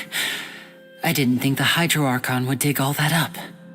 I'm sorry, Traveler and Paimon. Yeah, sorry. Paimon doesn't know where to start. We trusted you two. We based our entire reasoning on the assumption that you weren't bad guys. Not to set the wrong tone or anything, but Paimon's really mad! I'm very sorry. I know you're angry, and reasonably so, but please, let me explain. I know you've clashed with the Vatui several times before. I wouldn't be surprised if just hearing the word is enough to make you upset. But our organization is very, very large, and the Harbingers have very different personalities and goals. Right now, we want to save people. As many as we can. That's right. I'm sure we're on the same page when it comes to this nation and the disaster that its people might face. I knew if it weren't for our respective identities, we could become good friends. That's why I didn't wish to flat out lie to you, but chose to hide some details instead. The truth is very important, but being completely transparent about everything would see us spending more effort than we need to. Right. So you be the judge. Heck, if I were you, I fear that I'd even struggle to trust me at this point. You met a Fatus who works as a magician, a trickster by trade. All by coincidence, too. But still, I'm asking you to trust me. I am no criminal. At least, not in this case. Sorry. Please forgive us. Well, you both say that, but... Right, let's hear your answer first, and no lies now! Of course, I'll answer any question you ask. We've been trying to find out how the Oratrice operates. We want to know why it has a consciousness. Why can it deliver sentences accurately? During our investigations, we learned that the machine's core is beneath it. From that moment on, Lynette and I have been designing this box swap trick with the objective of getting close to the core. Is that why you needed a whole minute? That's right. In truth, the audience would take about 75 seconds to count down from 60, while I would only need 15 to get to the opposite box. So, after jumping into the tunnel, I accessed the Opera House basement via the vent, and went to investigate the room in which the core is stored. That air vent was created during the construction of the tunnel specifically to execute this step. Well, nothing. As soon as I reached that room and was about to investigate, I heard someone's voice. Which should have been impossible, of course. I was quite certain that I was the only one in the room. That voice seemed to recognize me and tried to speak to me. I chose to err on the side of caution and retreated the way I came. On the way back, I saw the broken vase and the clothes on the ground, but the countdown was almost finished, so there wasn't time to give it any thought. After that, the homicide occurred just as you saw. Well, that explains why you didn't hear the thud.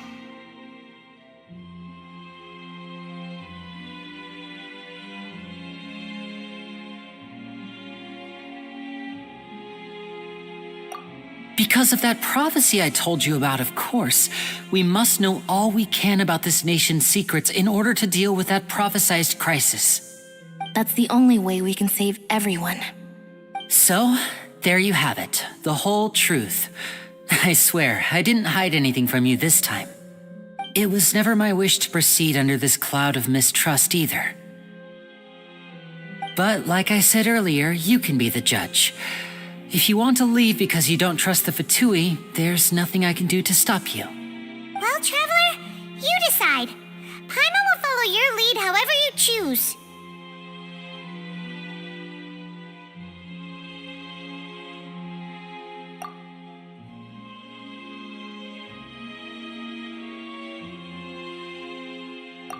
Okay, thank you. Thanks for giving us a chance. The current problem is that the scales are tipped pretty badly against you two. If we want to refute the Hydro Archon's accusations, we're gonna need a seriously watertight defense. Huh?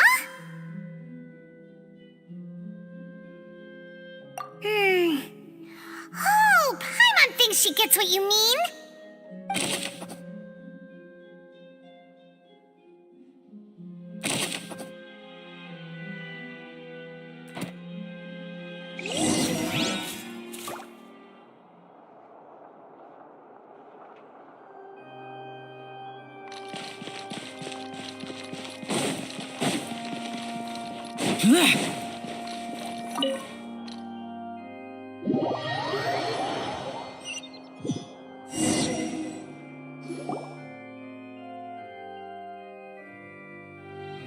Both parties have returned to their positions.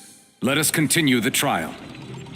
When last we left off, Mr. Linney acknowledged the new evidence presented by Lady Farina as fact.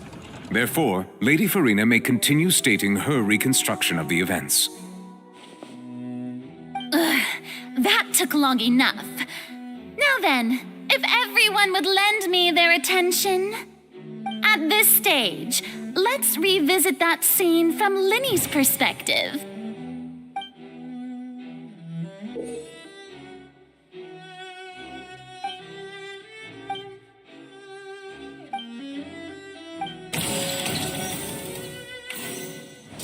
As the countdown began, he entered the tunnel.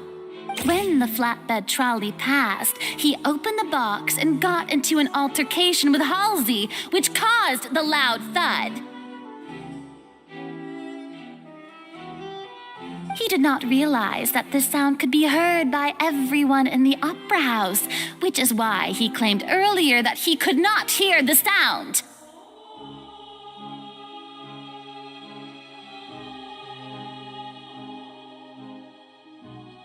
Finally, he used the vase to knock her out before making her change clothes to prevent others from recognizing her.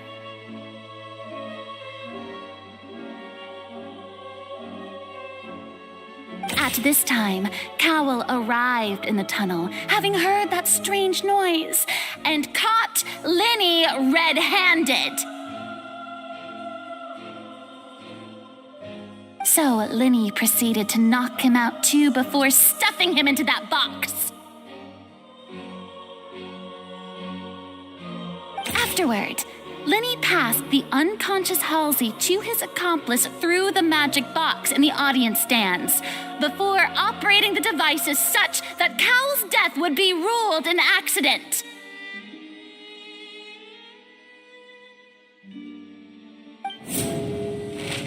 And there you have it. That's the truth behind what happened.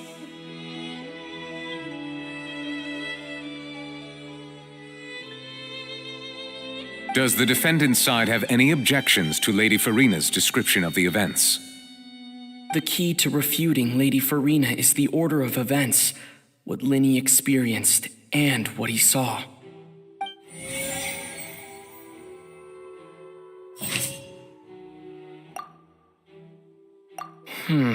Seems this won't... According to Linny, he left via the vent after entering the tunnel. He couldn't have had that altercation with Halsey.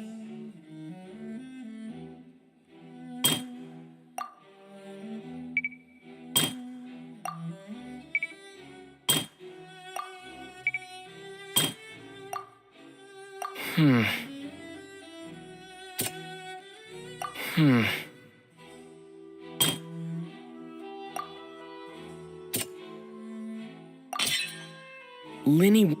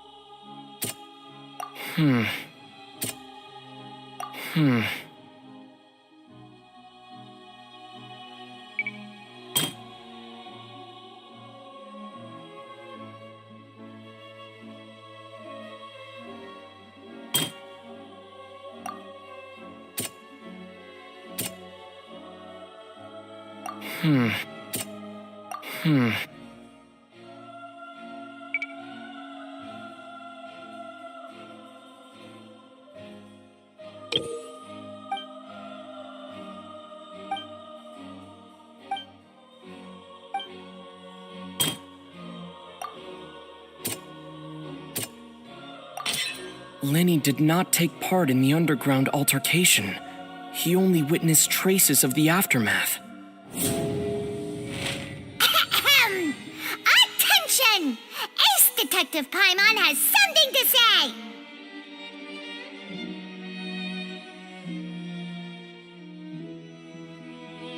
When the countdown started, Linny did indeed go into the tunnel. But he immediately used a sent to access the Opera House basement, which is where the underground core of the Oratrice is stored. Once he reached that area, he heard a voice in what should have been an empty room. Since he felt something was amiss, he returned immediately.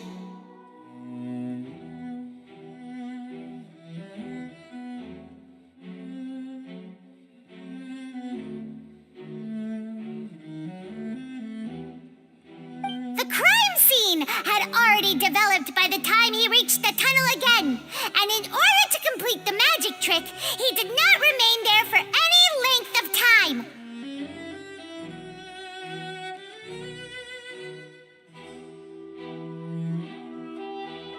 Finally, he reached the surface, and that was when the accident happened from his point of view. Therefore, he's innocent.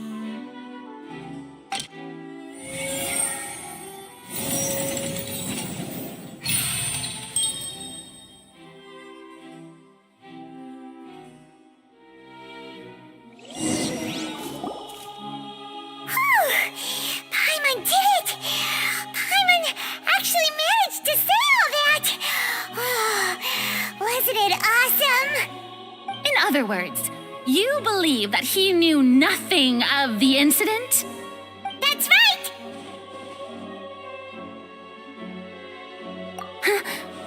My reasoning?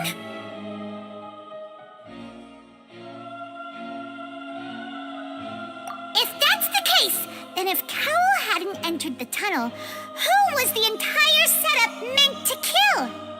Assuming that what you say is true, Linny only needed to kidnap the young girl to cause a new disappearance case. What would the point of killing someone on stage be? Oh, they have a point. That's right, you tell them! And that's why they're partners of mine. They've managed to turn things around. Oh, well, your denial is very strident, I'll give you that. But what proof do you have to back your claims? Of course I do. If he had been in the magic box the whole time, how could he have not heard that sound? Why do you ask? You're saying that he wasn't?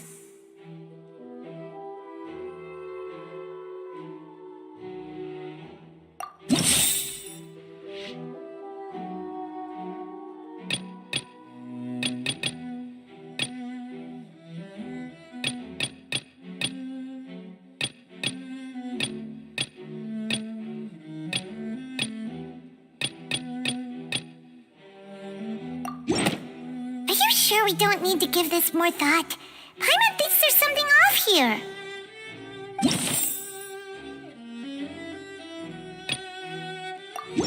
Are you sure we don't need to give this more... That's right! Linny wasn't in the box or in the tunnel.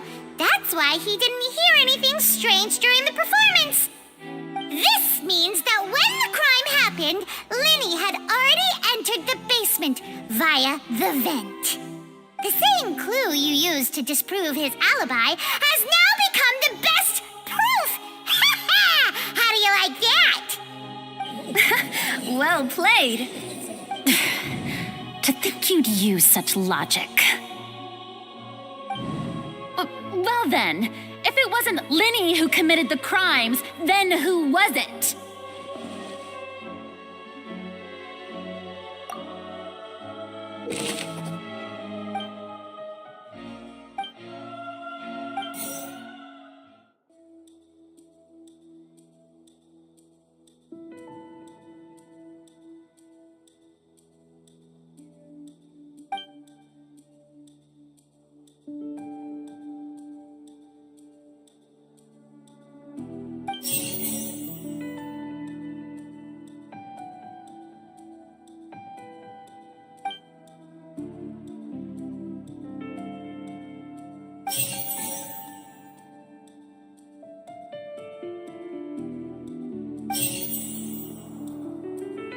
Halsey is the missing person and an ordinary audience member.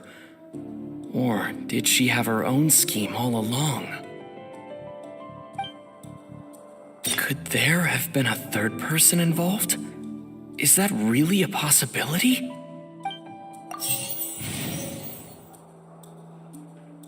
The deceased's name is Cowell, Linny's assistant. He would have been able to tamper with the equipment.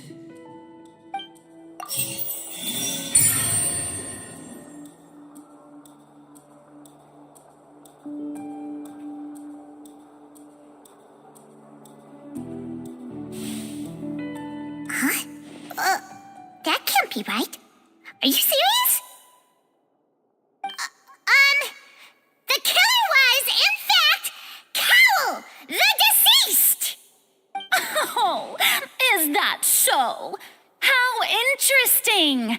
Let's hear your reasoning then. What I must do next is recreate the truth. What Cowell did, and how he went from would-be perpetrator to victim. No one entered or left the Opera House through its entrances. So where would the criminal have wanted to take Halsey? The deceased's name is Cowell, Linny's assistant. He would have been able to tamper with the equipment. No one entered or left. Halsey's clothing was in the tunnel, so there must have been some fear that she would attract attention. The sound we heard may have come from a clash between the missing Halsey. Linny was not in the tunnel at that moment, which gave our... It would have been tough for both people to fit into that vent. They would likely have bumped into Linny as well.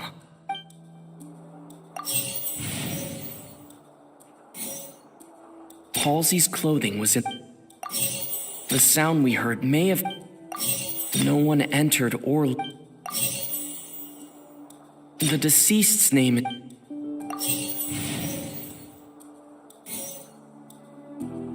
Linny was not in the tunnel. It would have been tough for... No one entered or... Halsey's clothing was in... Halsey's clothing was in the tunnel. The deceased's name is... Halsey's clothing was in the...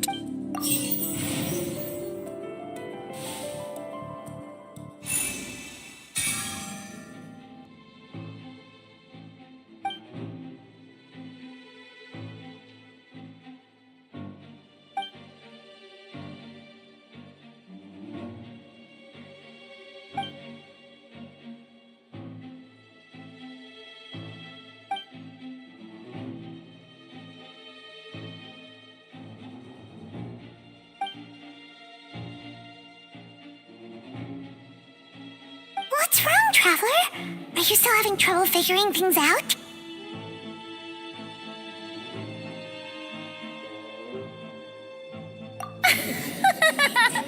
I see how it is. So this was all just a bluff. And here I thought you had something to show for it. But it seems you're still far from the truth. Look, since we're at a dead end, why not consider a different track? Just like the trick as it transpired, the end result must have been utterly different from the magician's initial design. If only we knew how Halsey disappeared. Well, that would be nice, but the tunnel only has 3 exits, and none of them seem very likely. And it's not like this is a magic trick where you can just make a real live person disappear. You know, like you did from that water tank, Lynette.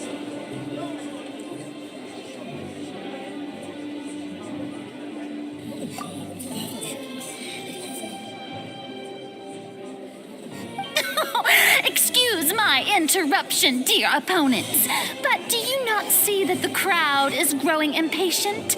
There is no greater sin in this opera house than an awkward delay in the performance.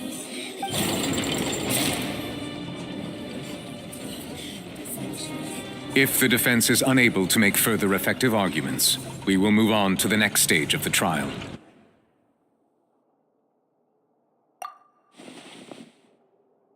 was not in the tunnel at that moment, which gave our criminal ample time. The sound we heard may have come from a clash between the missing Halsey and the criminal.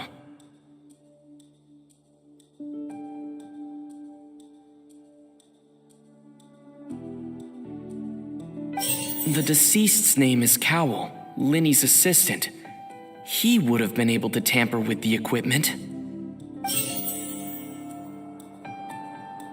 The vase was not broken by chance. It was used to cover important evidence, the water.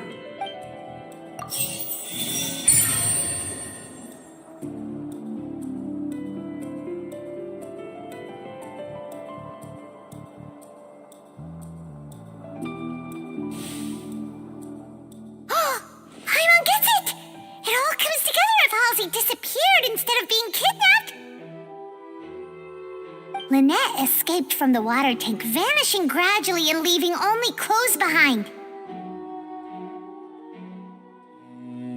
If there's a similar method where a person could be transformed into water... Just a moment, please. I do hope you know how preposterous you sound at the moment. How could a person ever be transformed into water? This is reality we're talking about here, not some magic trick. Must we really? I should think that of anyone. Your friend Linny already knows this truth very well. Magic tricks are ultimately just illusions and misdirection. But Halsey's disappearance is very real. We're talking about two completely different things. Even so, I trust the traveler's judgment. The truth must be out there somewhere. Perhaps some new line of reasoning may open if we try to gather all the focal points that don't make sense. Since Cal was the deceased, we haven't placed much attention on him. But given that we aren't making much progress with the case, it wouldn't hurt to have a look at his belongings, would it? People really do come up with all sorts of harebrained schemes when at the end of their rope. The way I see it, your suggestion that we broaden the scope of our investigation is nothing but a tactic for stalling the trial. Nevertheless, I believe that this is a reasonable request on the part of an attorney. Since the trial does indeed appear to be at an impasse, I believe that additional evidence may help us make more progress. Guards, please step into the lounge and examine the personal effects of the deceased, Cowell.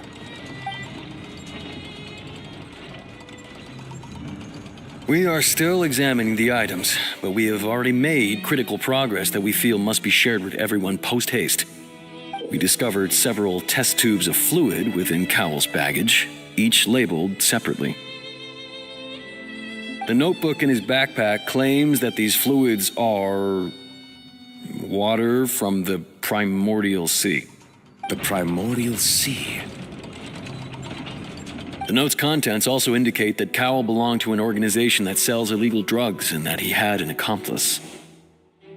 The notebook has many entries concerning safe usage of these fluids, in which the keyword dissolve appears many times. One of these tubes was labeled Opera Epiclese, along with yesterday's date. It is empty. The notes also state that these dissolution properties work exclusively on people from Fontaine. It's likely that Halsey was chosen as some sort of test subject. As such, we believe that the defense's hypothesis is, in fact, supported by sufficient evidence. You've got to be kidding! People dissolving into water? Could something so ridiculous actually be true? Wait a moment. This reminds me of a certain prophecy, but it's just a coincidence, isn't it? Huh.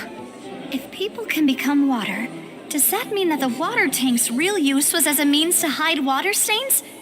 And if Cowell was targeting that girl... Wait just a minute.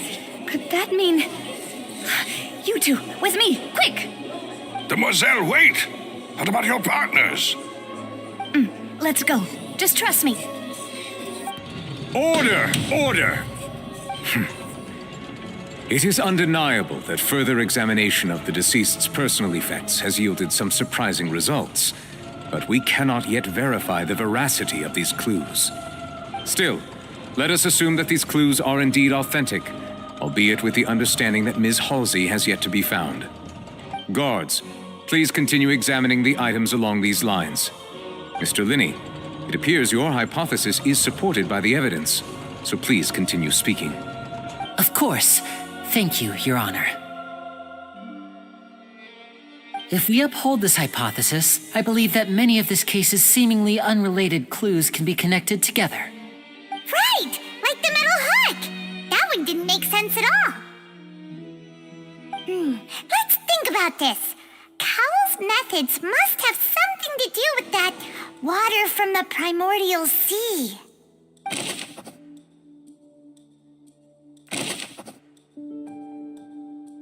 Now it seems like the hook rope was not meant for another magic trick, but was instead some form of triggering mechanism. The water from the primordial sea should already have been prepped before Halsey entered the magic box. The rope that held the water tank up was lit by the fireworks and snapped. As such, the focus here is on the water and not the tank. The deceased's name is Cowell.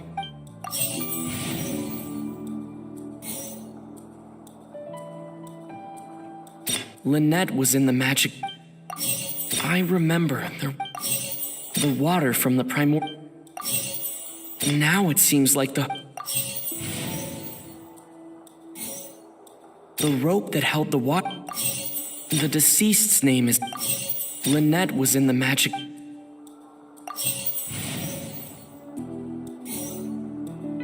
I remember there was...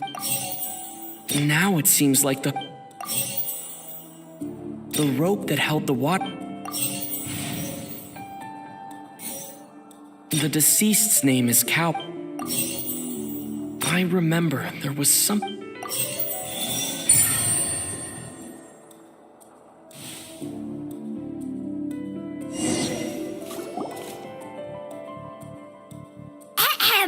It's Ace Detective Paimon's time to shine again! In the original plan, Cowell would tamper with the water tank rope and the number selector securing his target. When the magic box containing Halsey was lowered, the metal hook would retract gradually and pierce the balloon at the top of the box. When the balloon attached to the box popped, the water from the primordial sea inside it would pour down and dissolve Halsey. Afterward, Cowell would enter the tunnel and break the flower vase to conceal the water inside the tunnel, with the remaining evidence being covered up by the water tank on stage. But he encountered something unexpected in the tunnel and wound up being fatally hit by the same water tank he meant to use to cover his tracks. Huh. That does make sense. That actually links together a lot of the more confusing pieces of evidence. Oh dear, what do I do? Even I think they sound convincing now. Have I falsely accused an innocent person? What a humiliation. Now, it seems like the only point of contention remaining is the exact circumstances that led to Cal's death. His notes mentioned he had an accomplice who could be related to the situation. On that note, the guards have just contacted me indicating that they uncovered new evidence. I shall now invite him on stage to share it with us. Thank you, Your Honor. We were just inspecting the luggage of the other people involved in this case. And we found an identical sample of the water from the primordial sea among Linny's personal effects. What? That can't be. Oh, I see. Well, how wonderfully comedic to have your own counterattack only to come back and wound you. Does this not clear all doubt? My dear citizens, my loyal audience, allow me to present my reasoning and bring this performance to a swift close. Linny did not need to take part in the dissolution of the young woman at all. Indeed, he did leave the scene via the vent.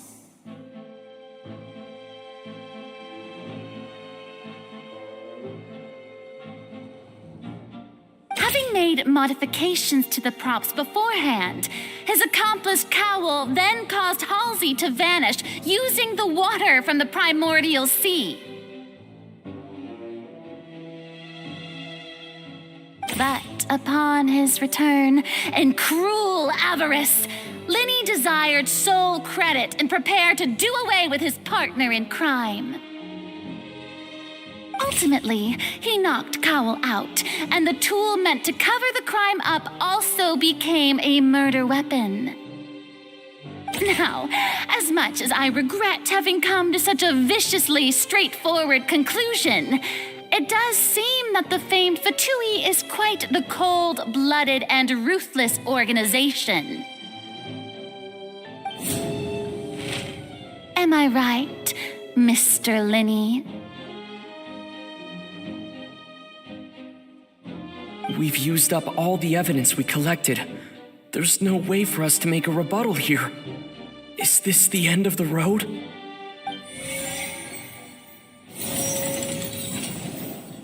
Oh no. Paimon can't think of anything either. It doesn't look like there's any way around this. Seems using the water as new evidence was too good a move. Oh, why did this have to happen now? I think we've all seen enough now, and we have ample witnesses to my flawless reasoning. I believe this is indeed the finale. Now then, my good, noble Chief Justice, should we not, in your view, move... Excuse me, everyone, but I must interject. Miss, I must ask you not to shout and to respect the ongoing legal proceedings.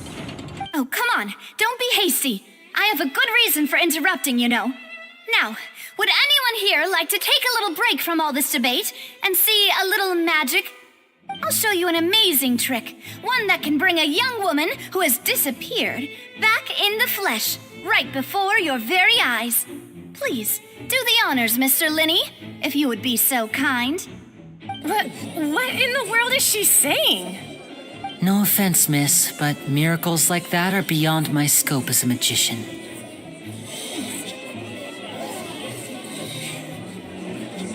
Come on now, don't be silly. Magic is all about misdirection, isn't it? It often conceals the truth while presenting a fascinating illusion. But once everyone believes the illusion, can't magic reveal the truth to them once again? And wouldn't such a trick be the most marvelous finale to today's performance? Come on, Linny and Lynette, give it another go. Don't worry, Spina di Rasula has made the necessary arrangements on your behalf. But as the magic makers and stars of the show, I think I should leave the final performance to you. I understand.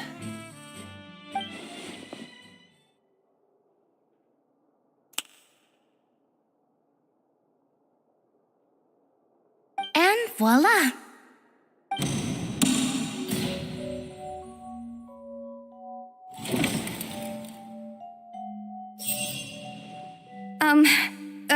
Sorry for the interruption. Wait, isn't that Halsey? So the whole thing about people dissolving wasn't true after all? To be clear, I'm only here because this person told me that if I testified, the merit of doing so would lessen my sentence. I was hiding outside this room listening to the proceedings because I was afraid that I would be the one put on trial. I was just feeling happy that no one had noticed me, and then before I knew it, she caught me. That'll teach you to underestimate us three. Where should I begin? I'm sorry. I'm the one who killed Cowl. I admit it. What? Why? Firstly, my name isn't Halsey. It's Lillian, and I'm originally from Mondstadt. I heard that Linny's show was going to be a real thriller, but I missed the chance to buy a ticket, so I stole one. That's how I make a living. I steal stuff here and there, and I'd never been caught before. But I was noticed at the harbor a few days ago, and I barely got away. Linny was the one who caught me in the act. Hey, no wonder you look familiar. So you were the thief. Liddy even mentioned that you were pretty skilled. Well, and I thought that would have been the end of it, but then the number selector chose me. He even mentioned the Fortress of Meripede. That's a prison, isn't it? So you can imagine how shocked I was. I thought he was on to me for sure. So I played along with the show while looking for an opening to flee, but then I got water poured on me for no reason, and then someone jumped into the tunnel to nab me. I wasn't going to take that lying down, so I knocked him out and stuffed him into the box. There was nowhere to run from there, though, so I had to change my clothes and hide in a box containing performance costumes.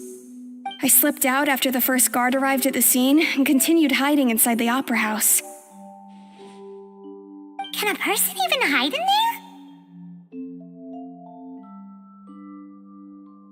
But I swear I didn't know that the water tank would fall down. Really, I swear it. Had I known that, I wouldn't have put him in the magic box. I may be a thief, but I'm no killer. Well, that makes everything pretty clear now, doesn't it? This time, we need to tell the entire story from Lily-Ann's perspective.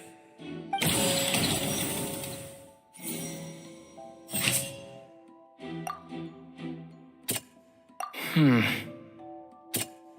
Hmm. Hmm. Hmm. Hmm. Hmm. Hmm. Hmm. Hmm. The strange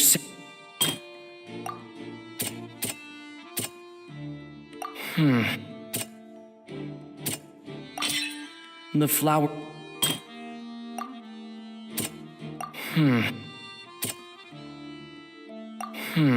See.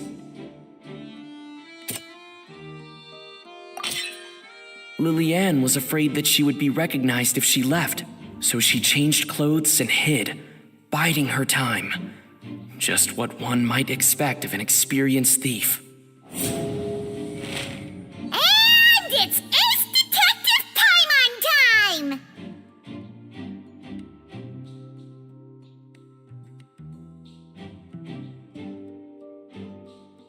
Having been selected out of the blue, Lily-Ann panicked.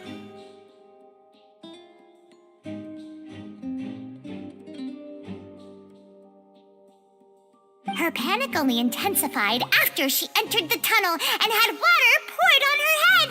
So she kicked the door open, producing the thud we all heard.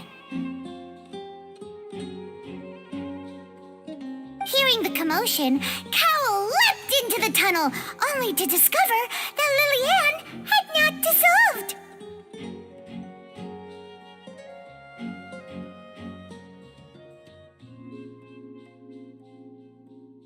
He did not know that Lily-Ann was not from Fontaine, but was a thief who made her way in by stealing a ticket. Mistakenly believing that the water from the primordial sea needed time to take effect, he tried to force Lily-Ann back into the box.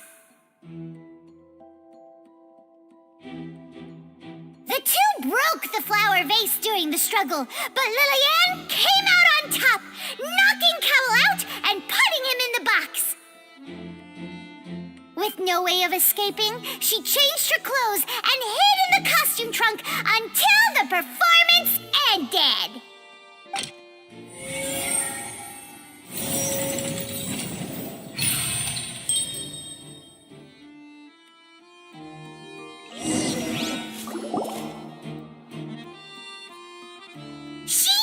that she would have to go through guard inspection if she tried to leave afterward. So, she has been trapped in the Opera House these last 2 days. She had already become desperately hungry by the time we were chatting over macarons. So, she swiped 2 of them right under our noses. Talk about a sneaky thief. At this point, all the events that happened in the tunnel have now come to light. Ah, so that's the whole story. Bravo! Bravo! Now then, Lady Farina, do you wish to speak against the defense's statements? Please answer the question, Lady Farina. Also, if I may add, the trial has not yet ended. As such, I request that the prosecution not leave the room before the proceedings have concluded. What, are you reading my mind now? No, I have no further arguments. I admit defeat. But really, could you at least have left me with some dignity? Wow, look at that! She's like a deflated balloon now. If there are no objections, then as the Chief Justice of Fontaine, I shall once again repeat the full sequence of events. The actual perpetrator of the serial disappearances, Cowell, selected his next victim from the audience reservation list. With some modifications to the selector, he could ensure that the pre-selected young woman would be chosen. To cover up any evidence while committing the deed, Cowell thought of allowing the water tank to fall, which would conceal the water left behind after the young woman was dissolved. He also tampered with the rope suspending the water tank, using the fireworks at the end of the performance to cause the tank to drop and hide the watermarks. He poured the water from the primordial sea into a balloon during the preparation of the magic box and stuck it to the box's lid. Finally, he passed the prepared hook on a rope through the gap in the magic box's door when bringing the young woman to said box. When the magic trick officially began, the box containing the woman was lowered into the tunnel, tightening the hook rope and bursting the balloon containing the water. If all had gone to plan, the young woman would be dissolved at this time. However, Liliane was not from Fontaine and thus fled the box with a loud noise. Realizing that there was trouble, Cowell entered the tunnel and met Liliane. Thinking that the waters had not yet taken effect, he decided to proceed. However, his opponent was more capable than he thought, and he was overcome, knocked unconscious, and placed into the magic box, and thus became his own final victim. Liliane, according to her own statements, then changed clothes and hid until the performance ended, before hiding in other parts of the opera house. As for Linny, he was in the underground structures within the opera house, and was thus ignorant of these happenings. From this reconstruction of events, we can conclude that Linny, the accused, is in fact innocent. While there is much in Linny and Liliane's conduct that should still be investigated separately, this case, at least, can be handed over to the Oratrice to make the final decision.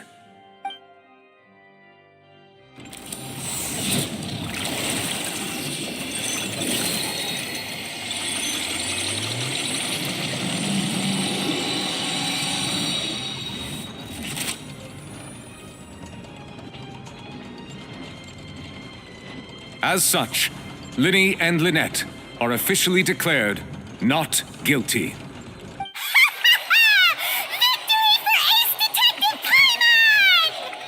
Great work, partners. Thank you all. Thank you so much. Next, I think we deserve an explanation, Guard Vaughn. How did you find the water from the primordial sea in Linny's baggage? Right! Your discovery caused me to make a serious mistake, you know. Or was that not a discovery, but false evidence that you dared to bring before this court? I suspect that the accomplice mentioned in Cowell's notes was not Linny, but you, yes?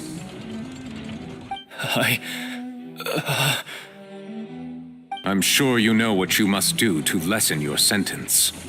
Speak quickly! unless you want to earn yourself a one-way ticket to Coupon Town. I was just following orders. We were supposed to place blame for the serial disappearances onto Linny, and thus cause suspicion to fall on the Fatui. The higher-ups said this was the best opportunity to do so. And now that your plan has fallen through, and the secrets of the water have been revealed, you have become a liability to said higher-ups, yes? Therefore, you would be wise to tell everything you know, and seek the protection of the guards. Yes, I'll tell you everything I know. Our boss discovered that the water can cause people to dissolve. It can also be made into a potion, which when extremely diluted, can cause people to experience unforgettable exhilaration. We've been in this business for a while now, and have made decent more off it. The disappearances were also the boss's idea. I mean, this is the boss we're talking about.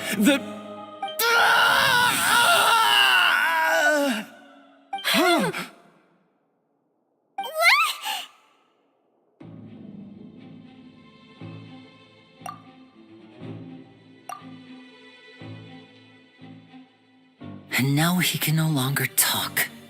Such ruthlessness. I shouldn't have expected any less of them. An outrageous act. All present, please submit to inspection immediately.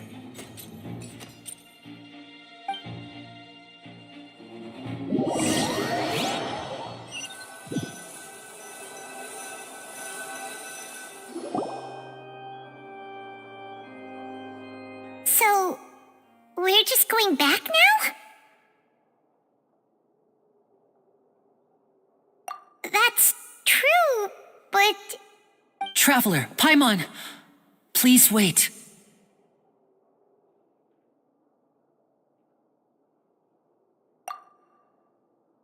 Lenny... I know you may not want to speak to me right now. Maybe you don't even want to look at me. But still, let me thank you again for defending me to the end, even after you learned that I'm a member of the Fatui.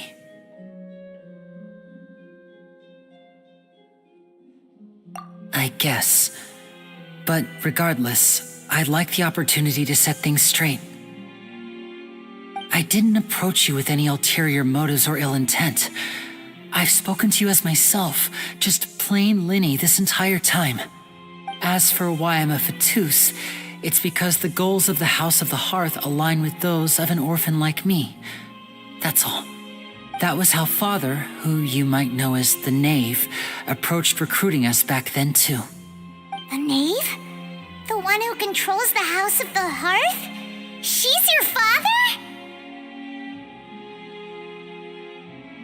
That's right. And since we're here, I was wondering, would you mind hearing a story? It's about my past. Back when our parents first died, Lynette and I were left wandering the streets. To survive, I took to surreptitiously observing an older street performer who did magic. It took me several days to figure out how he pulled off his amazing tricks. I took my sister through several streets until we found a crowded corner, and we began to perform magic tricks there. To my surprise, we proved to be pretty popular, and we could at least stop worrying about where our next meal would come from for a time. But I didn't want my sister to remain a street rat together with me forever. Before long, an aristocrat came to me and claimed that he wished to take us in after watching my performances. So you went from orphans to nobility just like that? That was how we felt at first too. As if fate was on our side and we could say goodbye to those painful days. But I gradually discovered that while we were called foster children, he was really after my talent for magic tricks.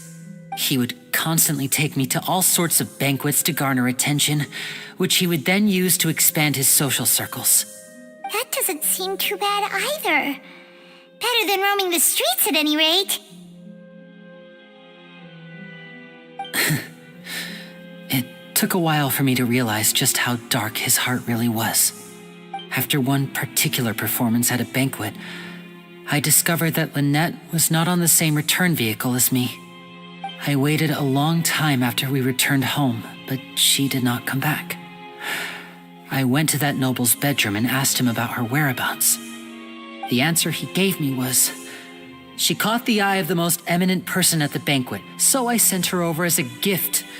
I mean, you'll be able to perform your magic regardless of who your assistant is, yes? Oh no. So he was gonna... But wouldn't Fontaine's laws deal with such people? As far as outsiders are concerned, this is a relationship akin to adoption or foster care, and they have their ways of escaping the eye of the law.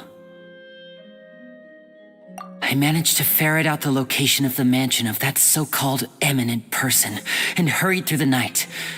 But by the time I leaped over the walls, avoided the guards, and made my way in, all I saw was the moonlit ground covered in blood, and the knave standing there in the darkness. So, she'd already taken care of that guy.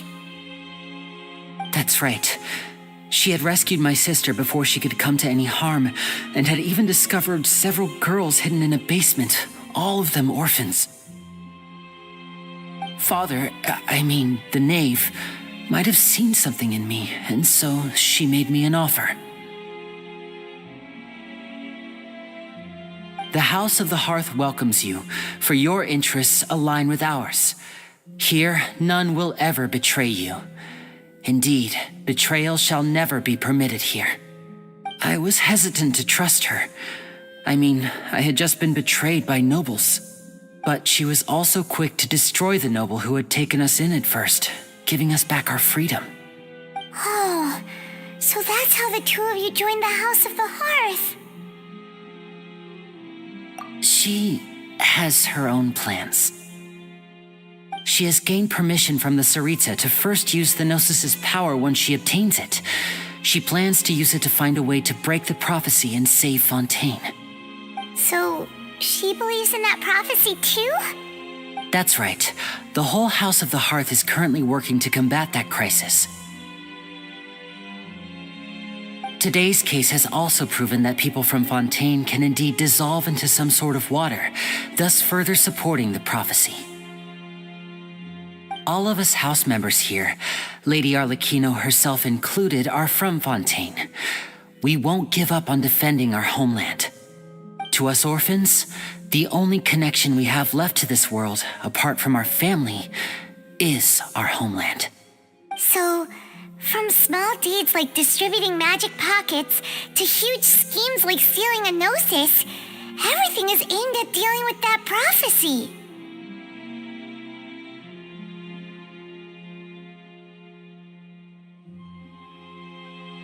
It's all right. I understand. The only thing I can do is relate all this to you. I just hope you can understand that even as a member of the House, I have never stopped making my own decisions, and that I believe what I'm doing is right. If you should need anything at all in the future, feel free to find me. I will do my best to help you, as plain Linny.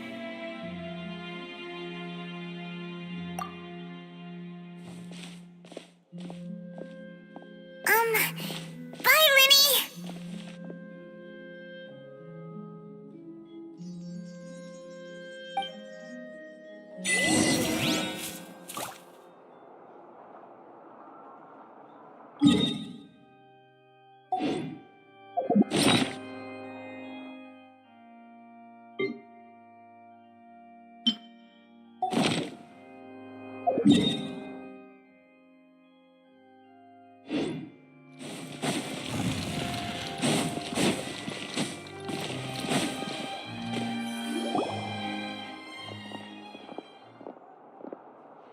Hey there.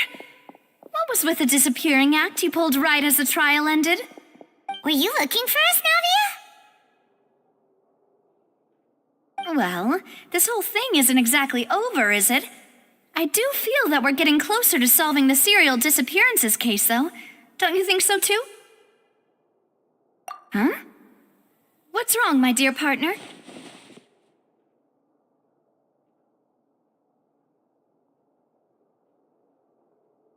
Besides, are you sure we're the ones who can crack a case that's been cold for decades now? And given that there's new evidence from the trial, there should be a trail of breadcrumbs for the Hydro Archon's people to follow now, right? Ah. I see. Well, I won't lie. I'm a little shocked to hear that from you. But I suppose you are just travelers who have only arrived in Fontaine after all. Sorry. I might have been too presumptuous. Don't say that, Navia. Ah, and we were having so much fun investigating with you, too. It was like having new waters flowing into a stagnant mire, causing new hope to spring forth, and the reflection in the murk to become clearer. Sorry about that. I'm a bit prone to nostalgia. Don't mind me. Wait, shall we have a farewell meal? You know, to commemorate our time as partners? Huh? Do we really need to get that formal? Well, guess you really did treat us as partners, huh? Well, I'd just like to have a proper ending to every important memory. That way there are no regrets later. Anyway, it would just be a meal, so it shouldn't take up too much of your time. You don't have to twist Paimon's arm. If Boss Navi is treating, count Paimon in! Oh, wonderful. In that case, why don't we return to the Court of Fontaine and head to the Hotel de Boer? I believe we'll make it just in time for dinner. All right then, let's have our farewell meal.